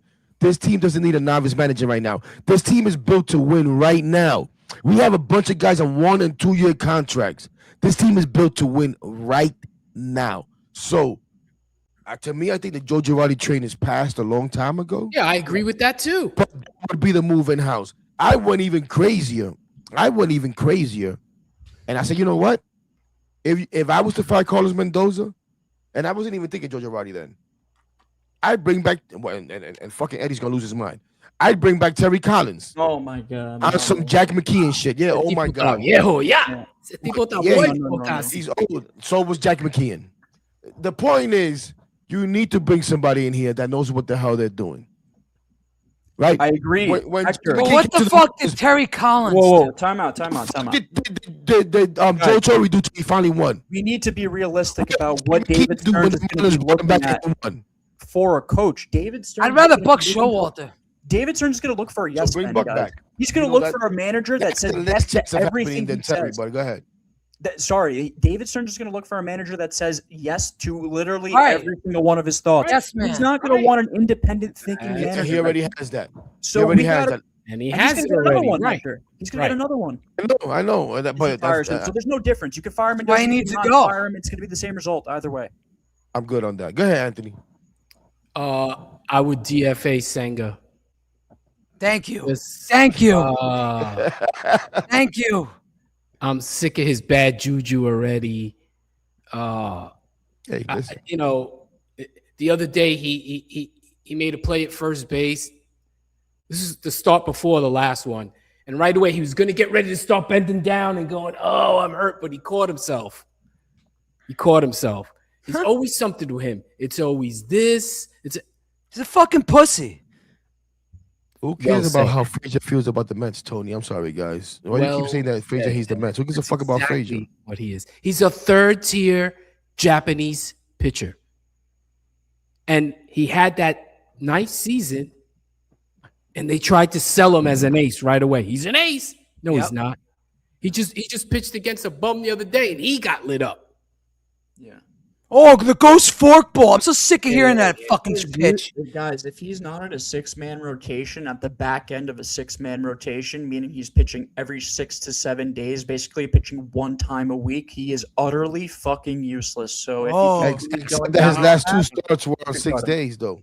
no, His last two starts were on the 6th day. He's Word- still. so there. He Okay, so sucks. completely scratch that. Guys, done, sucks. get rid of him. I mean, No, listen, I'm not gonna lie. I may be one of those fools that Anthony was talking about. When I first I was like, you know what, this guy performed well. Maybe he could be an ace. And he came back that second year and missed the whole year pretty much with injury. Made 2 starts. Second start, he fucking walks off the field because whatever, I forget what the hell it was. Then last year, starts off great. One little bad throw. Yep. Whatever Sprained the his hell. vagina. Which is so weak, by the way. We're going to Exactly. blame Alonso for that bullshit throw. Like, So- come on, I you're a agree. fucking Major League Baseball player. Make the play. Make No, the the fucking dude play. is physically weak and mentally weak. He's a pussy. And I'm even weaker because, again, this offseason and this spring training, I gave him the benefit of the doubt when he fed me all the crap about how he, motivated and all of this nonsense. I thought he was going to be in a better frame of mind. No. So, you know what? I'm with you, man. Maybe that's what it needs to be. Get somebody like him out of here with, like you said, that bad juju. I don't freaking know. At this point, man, I'm down for whatever. Except for firing Stearns, because I don't think that solves 2026. After the season, you want to fire Stearns, I'm all with it. But I still want to solve this year. I'm not a fan of this dude, but I would bring up Christian Scott and at the very least put him in the bullpen, man, because they're gonna watch his innings anyway. Yep. So see what he's got in the bullpen, because I think he could help them there. I don't know. Is he on an innings limit, Ant? will He be. is. Yeah, okay, so Well, that's probably the best thing for him. Yeah, but then that's another guy in the bullpen that we gotta watch. That we're gonna try to keep stretched out. That if he pitches today, he can't pitch for a week. You know what I'm saying? Like that. I'm not a fan of And the at dude. first I'm like, huh? I'm not a fan at all of him, but I think he's the next man up. If you're gonna DFA Senga, right, you got to bring somebody up. Who's the guy pitching the best down there right now? Because I haven't been paying attention to them. I think Jonathan got hit up a couple of times already. I don't know. So it's either Scott or Tong, right? Yeah, that's my guess. Yeah. Peterson fucking blows too. Oh, he sucks too. Jonah Tong has been very inconsistent. I don't think they bring He's him been up. rough. He's been rough. He gave up like 700 runs in his last Yeah, start. he looks like he's soft too, that fucking guy. I think I'm worried about the back end of the rotation for sure. But I think still, before anything else, my before God. all else, this offense needs to wake the F up. That's The it. offense sucks. It's so And bad. Bench that's- sucks. Beatty sucks. There's so many guys that blow. It's really bad. That's a good point, and I think that makes it kind of hard to really evaluate the team and give a final verdict, because it's not like the offense is performing and we're just losing games just because we can't put a game. Like the offense is non-existent. It's just like not. So again, Looks like they're I not said even it trying, before. Hector. It looks like they don't care to grind at bats. They don't care to go hard. From just on a night to night basis, everyone looks very lackadaisical. They're going through a malaise. It's like, no one's really on top of their game. No one is hitting their peak at the right time. Everyone is slow. Pitching has been back end at least slightly inconsistent. Now you're starting to see some cracks in the bullpen. And what Eddie said before, I think perfectly encapsulates it. The pitching has to be damn near perfect in order for the New York Mets to win a singular baseball game, because the offense is only good right now to score 1 to 2 runs on a nightly basis. And that's a joke. When you spend $400 million, your team needs to be more well-rounded. You need to be able to score more runs in important games against good pitching. And you know what the fucking crazy part is, guys? They haven't even really been facing the elite pitching of the league. They haven't been. No. A lot of these teams are throwing out their Dude, fourth, with fifth best ERAs. starters, and we're getting fucking dunked on by random dudes. It is embarrassing, and it's very, very discouraging. Especially Our World Series was on opening day. Oh God! Real Like, quick, if you guys. really, that was like as good as it got. that was And the we best won. moment of the season by far. I can't think of anything else that has topped that That whatsoever. was our World Series. We're closing in on 2 hours here. I didn't want to do this long, and I got to get the hell out of here. Yeah, I got to do some homework. So on the way out, though, I just want to play a couple of clips. We could react to them, but let's not be long-winded in our reactions. And we don't all have to react. If you don't have a comment about the clip, you don't have a comment about the clip. For that, Kweisi, do me a favor, take down the layout, because it cuts out Nemo on the bottom, so we could just stay right here. You know what I'm talking about, Kweisi? I didn't even notice that it does block me out. Yeah. My logo, the logo blocks out. Yeah, there we go. There you go. Listen, we hear fans call for it sometimes. Here's Lindor talking about the possibility of the fans booing when the team gets back. So I just want to hear your guys' reaction. Of you guys think that we should boo the fans? You guys, whatever. But let's listen to Lindor first. As a leader, I mean, how do you make sure that it doesn't affect the clubhouse mentally to the point where it's making things worse? Fight for each other, stick for each other, and what Mendy has said from day one: protect the house. It's gonna get loud. It's gonna get very loud, and ultimately, everyone here knows it, and we just got to stick together and stay within ourselves and fight. Well, it was portrayed as if he was talking about booing, but it was more mentally talking about the mentality. But we know when he's talking about getting loud, he probably is talking about the noise from the fans. But do you guys feel like they should get boos on Tuesday upon entering the stadium? What do you guys think? No, let them play shitty and then boo them. I agree. Yeah, boo the 3 shit innings out the of them. most. No, Boo you the let shit out of you them. let them embarrass themselves on the field, and then you boo them. You don't just boo them for no reason. Let them give you a reason. Boo them for losing 11 in a row. Are you kidding? Of course. No, I mean, that's fair. Guys, There you go. you're gonna go to the stadium, and when the team runs onto the field, you guys are legitimately gonna boo them. What does that achieve? What does that do? It's Yo, does that guys, send a I message. said- You guys don't think they already know how fucking dog shit they've been? Of course they know. I'm sure they hear plenty about it. Do they care? That's a different, that's a different situation and a conversation completely. I the other day, who was it? Shit. I think it was Jeff Albert, right? I saw some clips, some quotes from him. And the quotes is basically what fucking, what's his face? Carlos Mendoza says every day. Where I even posted, like, yo, are these guys reading from a manual of how to handle the media and what to say to the media, right? So I'm looking through here because, like I said, I want to play videos. And look at this. Look at this. We just heard Francisco Lindor. We didn't hear Carlos Mendoza, but he says it all the time. We got to stick together. We got to stick together. David Peterson, when asked, what do you guys got to do? We got to stick together. Like, are these, like, ready to go on Tuesday. David, how did you feel overall? They just all say the same thing. I don't understand. I mean, first and foremost, you know, we got to stick together and turn this thing around. It's like if Mendy said this in his post-game comments to them if they get together. I wonder, like, how many times they get together after the game. Do they do it every game or every night? And he says, "Hey guys, don't worry about it. We got to stick together." And then they go out there and they repeat the same thing. Oh, Hector, I wanted to comment on the video before this one, the Lindor one. Right. You know what that reminded me of, and I don't want to like throw a wrench into this whole thing over here. But you guys remember when Donald Trump got shot and he was like, "Fight, fight, fight" on whatever the fuck that happened. The word "fight" for whatever reason just doesn't register with me emotionally whatsoever. I think that this is fucking baseball. What the fuck are you fighting for? What exactly you need to fight through this adversity? You guys get paid how much money? Get your head out of your asses. You shouldn't need to be motivated. You shouldn't need to fight anyone or anything or any ideologies or concerns or anything that people are saying. Block out the noise. Be a professional athlete and lock in. This goes for every single person on this roster, from the worst pitcher to the worst batter. Wake up. Wake up. Wake the F up. My bad, Lim. My bad.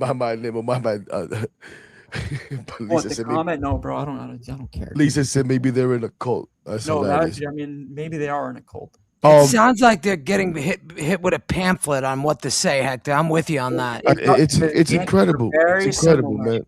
It's incredible. I love Devin Williams. He's Devin Williams on Carlos Mendoza. Blowing his fucking save today. Yeah. Talked about that as well, but this is on Mendoza. Do you feel like this is on you guys? What can you say about the job? It's absolutely on us. He doesn't swing a bat and he doesn't throw a baseball. You know, we've been in a lot of these games. It's been close. I mean, him or somebody else is not affecting that. You know what I mean? If we're not getting the job done, somebody else isn't going to just magically flip a switch and we're going to get it done. You know, he's putting guys in good positions. We're not performing. So, in my opinion, that's the end of the debate in terms of, like, if they were to fire Mendoza, would something change? You're hearing it from the player right here themselves. Nothing will change. It'll be the same exact fucking thing. It's on the players. The players need to wake up. I agree with that. I've always said that. And I agree with everything Williams said too. Since you guys brought it up, here he is talking about blowing the game today. Oops. Sorry. Things are going for and I apologize. The audio from SNY on X is just terrible. It's low. Not be able to nail it down there. Yeah, I mean, obviously, I'm really disappointed. You know, You're They gave me a disappointed. lead. It's my job to hold it, and I made a mistake. Cost us the game today. Just give. Yeah. Wow. That was deep, huh? That was deep cut. Oh, he really cares. He Yeah, really fucking cares. Accountability Oh my for God. that. Yeah, some accountability, huh, Ant? Oh you know. my God. Oh my God. This team fucking sucks. Listen, the good thing is, I guess, a day off tomorrow. Thank God. Knicks tomorrow. There we go. Knicks tomorrow. See if they could go up 2-0. I can't believe we're celebrating that we don't have to watch this team. That is so horrible. Like, It is because I never feel like that. I know, and we shouldn't. As fans, we should want to watch the next game. We should be excited and anticipated to watch the Mets win some fucking baseball games, especially considering the fact the owner spends how much money to put a quote-unquote good product on the field, and what we're getting is the complete opposite of that. It's a shit show. I'll never get it, man. I'll never get it. No, terrible. I don't know, guys. I'm talked out already. I don't even know what to say. This team. Talk of these losers. This team, they just need to start winning, man. I say it all the time. We can talk till we're blue in the face. We can try to reason. We can give our ideas of how to fix the team.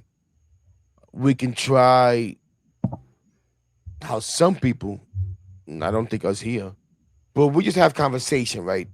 And whatever that does to the fan base, it does. Some people try to make the fan base act a certain way, feel a certain way, fan a certain way.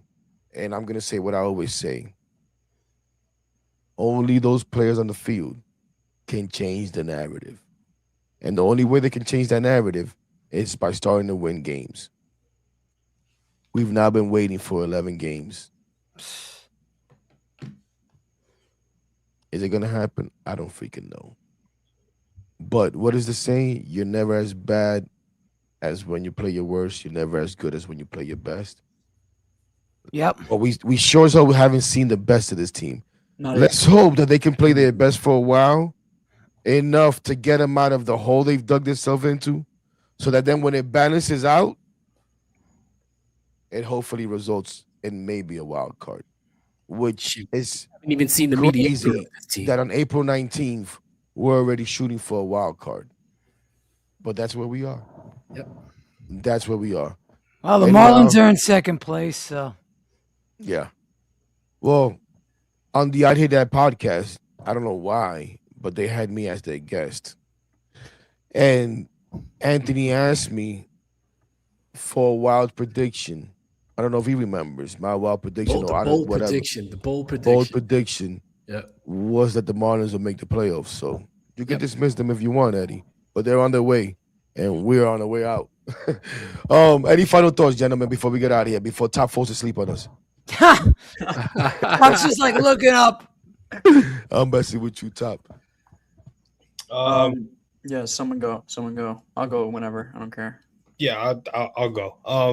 Nah, man, listen, we all gotta, we all seeing the same thing on our fucking TV screens or whether we're there. I think Lisa put a comment and she said, nobody show up that think they'll get the message. Lisa, I better not see you there. You see the holder, so I better not see you there if that's the message you sending.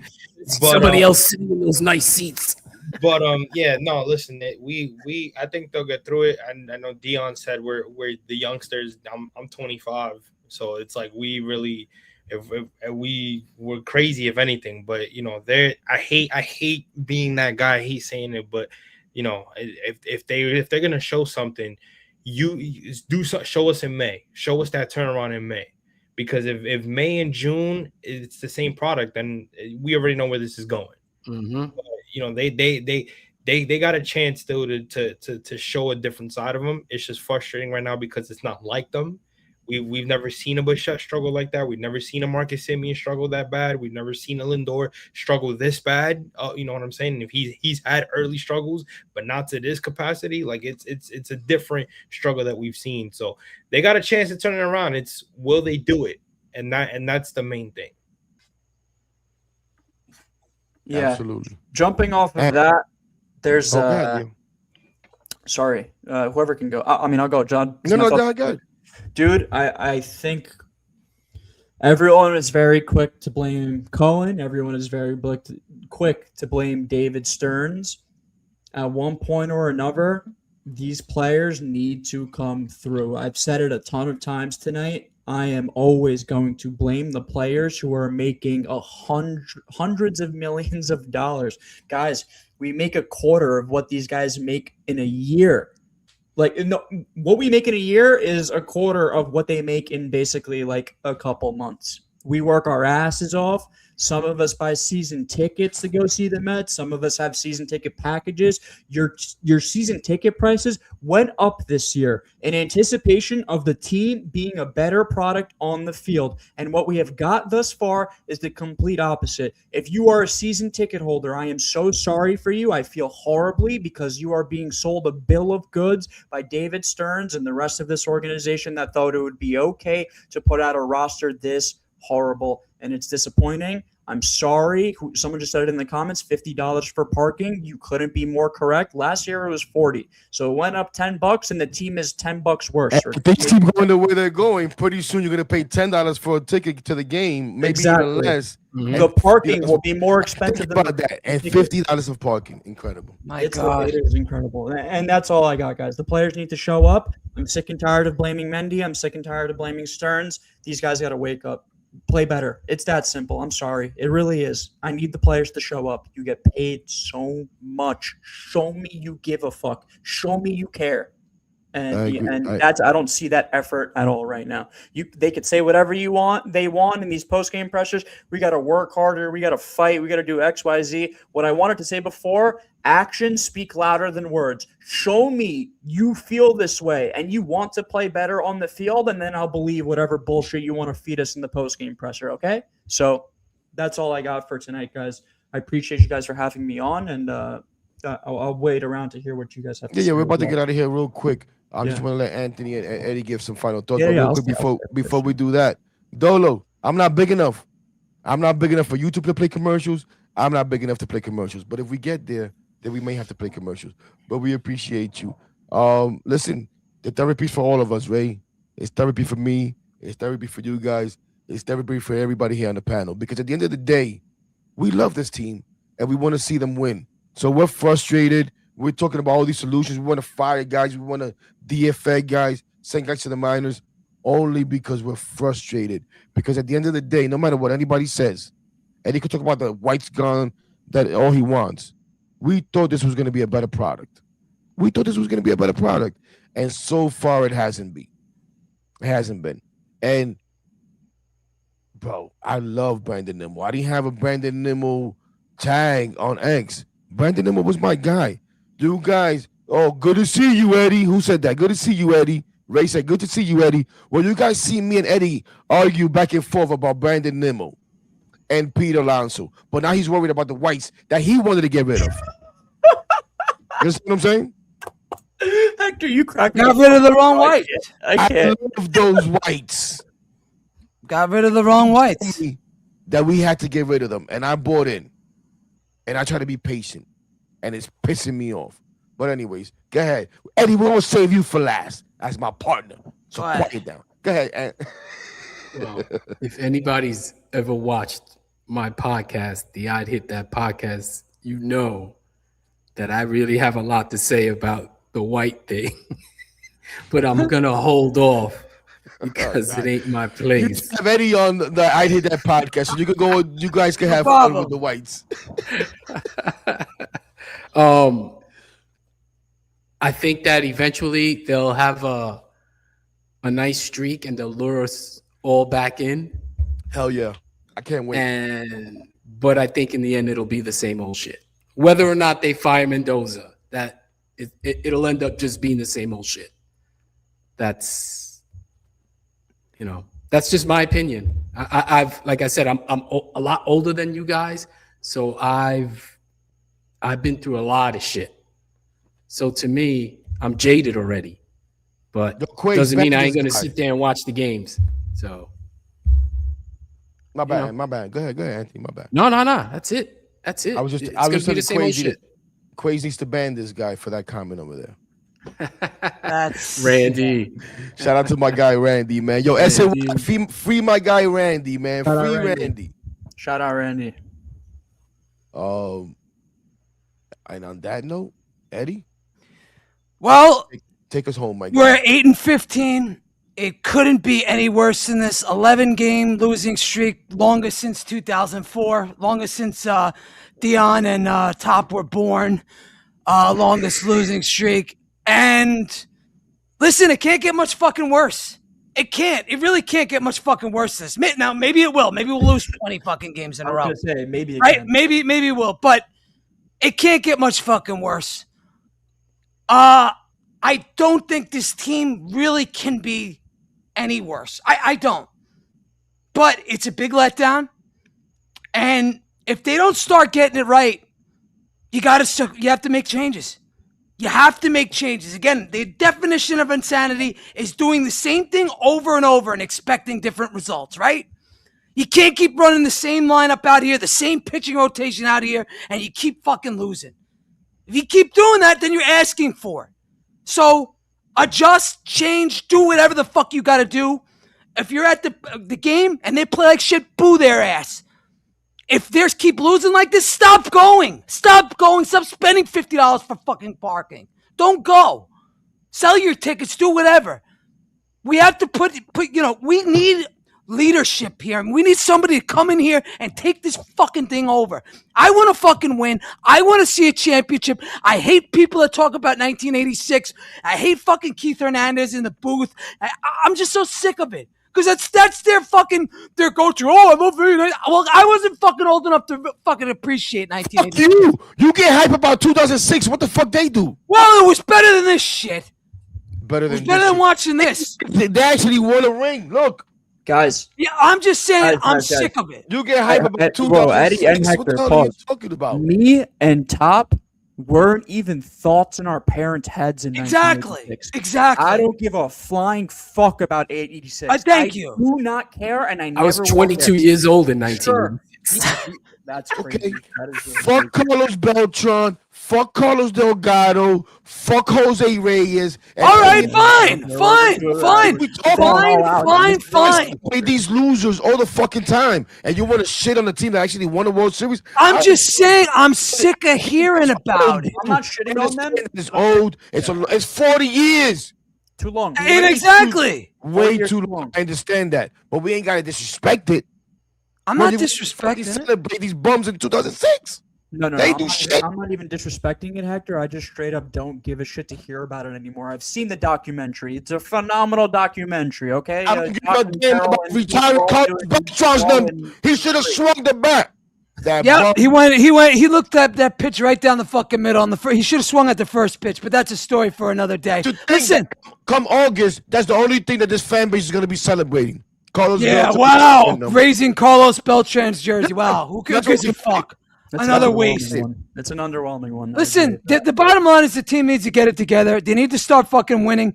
Listen, maybe it'll be another Mets tease. Because if one thing we learned, we get Mets teases every fucking year. Maybe this year the tease happens in September instead of April, right? Maybe we got through the losing. We could get to 500 by July, and maybe in September we'll get a nice tease, and who fucking knows? Maybe we'll make the wild card. I don't know. But right now it looks bad. But I'd rather lose now than in September. And that's where I'll end it. I agree with that. But come September, you're going to be celebrating your hero, Beltran. That's all you're going to be doing. Fuck him. Oh, that's not what I'm talking about. That's what I'm talking about. Anyways, guys, man, this was great. I want to thank you guys. I don't know if I could have done 5 minutes by myself today. And if I did 5 minutes by myself today, it would have been me and the chat killing each other, probably, because they would have been driving me crazy. So I appreciate you guys. Hopefully we could do this again. Listen, man, shout out to Randy. A lot of love for Randy in the chat. Randy would have been part of this roundtable. You guys know when we did the first one, Randy was a part of it. If you don't know, I'm not. Randy doesn't invite whites on his program. Shut up. I'm not going to talk about his business, but Randy's not able to do this right now, because of his job. That we'll just leave it at that. But shout out to He's Randy. on parole. always on the spaces on X. So if you want to hear from Randy, go to X. He's always either hosting the space in my space, in the Queen's Baseball space, but he's still giving his thoughts. He just can't do the show and stuff like that, or even come on as a guest. Randy's the man. Well, you know what, Randy? You should be able to be a guest, though. Find out about that. You should be able to come out here as a guest. I don't see why not. No, not even that. They're not gonna let him because he's still talking about the topic. Unbelievable. Anyways, Shout out to everybody in the chat again. Shout out to everybody That's except very for whack, JoJo. by the way. That's JoJo, really whack. Very. But JoJo, you could kiss my ass like you could do in the spaces. So shout out to everybody, but JoJo, I don't even know what the hell you're doing here, but we appreciate you anyways. We really don't. At least I don't. But thanks for coming through anyways. You're helping the numbers. Funny. He's funny. He does Fucking make me laugh. jackass. I can't stand him. Like really. Anyways, yeah, man. Thanks, guys. Enjoy your day off tomorrow. And Thank I don't God. know. Tuesday's the beginning of the turnaround. Bye-bye. Yep. Yeah. I don't know. He's out. Oh shit. Full of animals and we made ourselves with minimal. Fuck you, no subliminals. Putting in this work, nigga. That's why they feelings hurt, nigga. Swear we need a hearse cause we rep our shites to the dirt, nigga. If I'm in the club.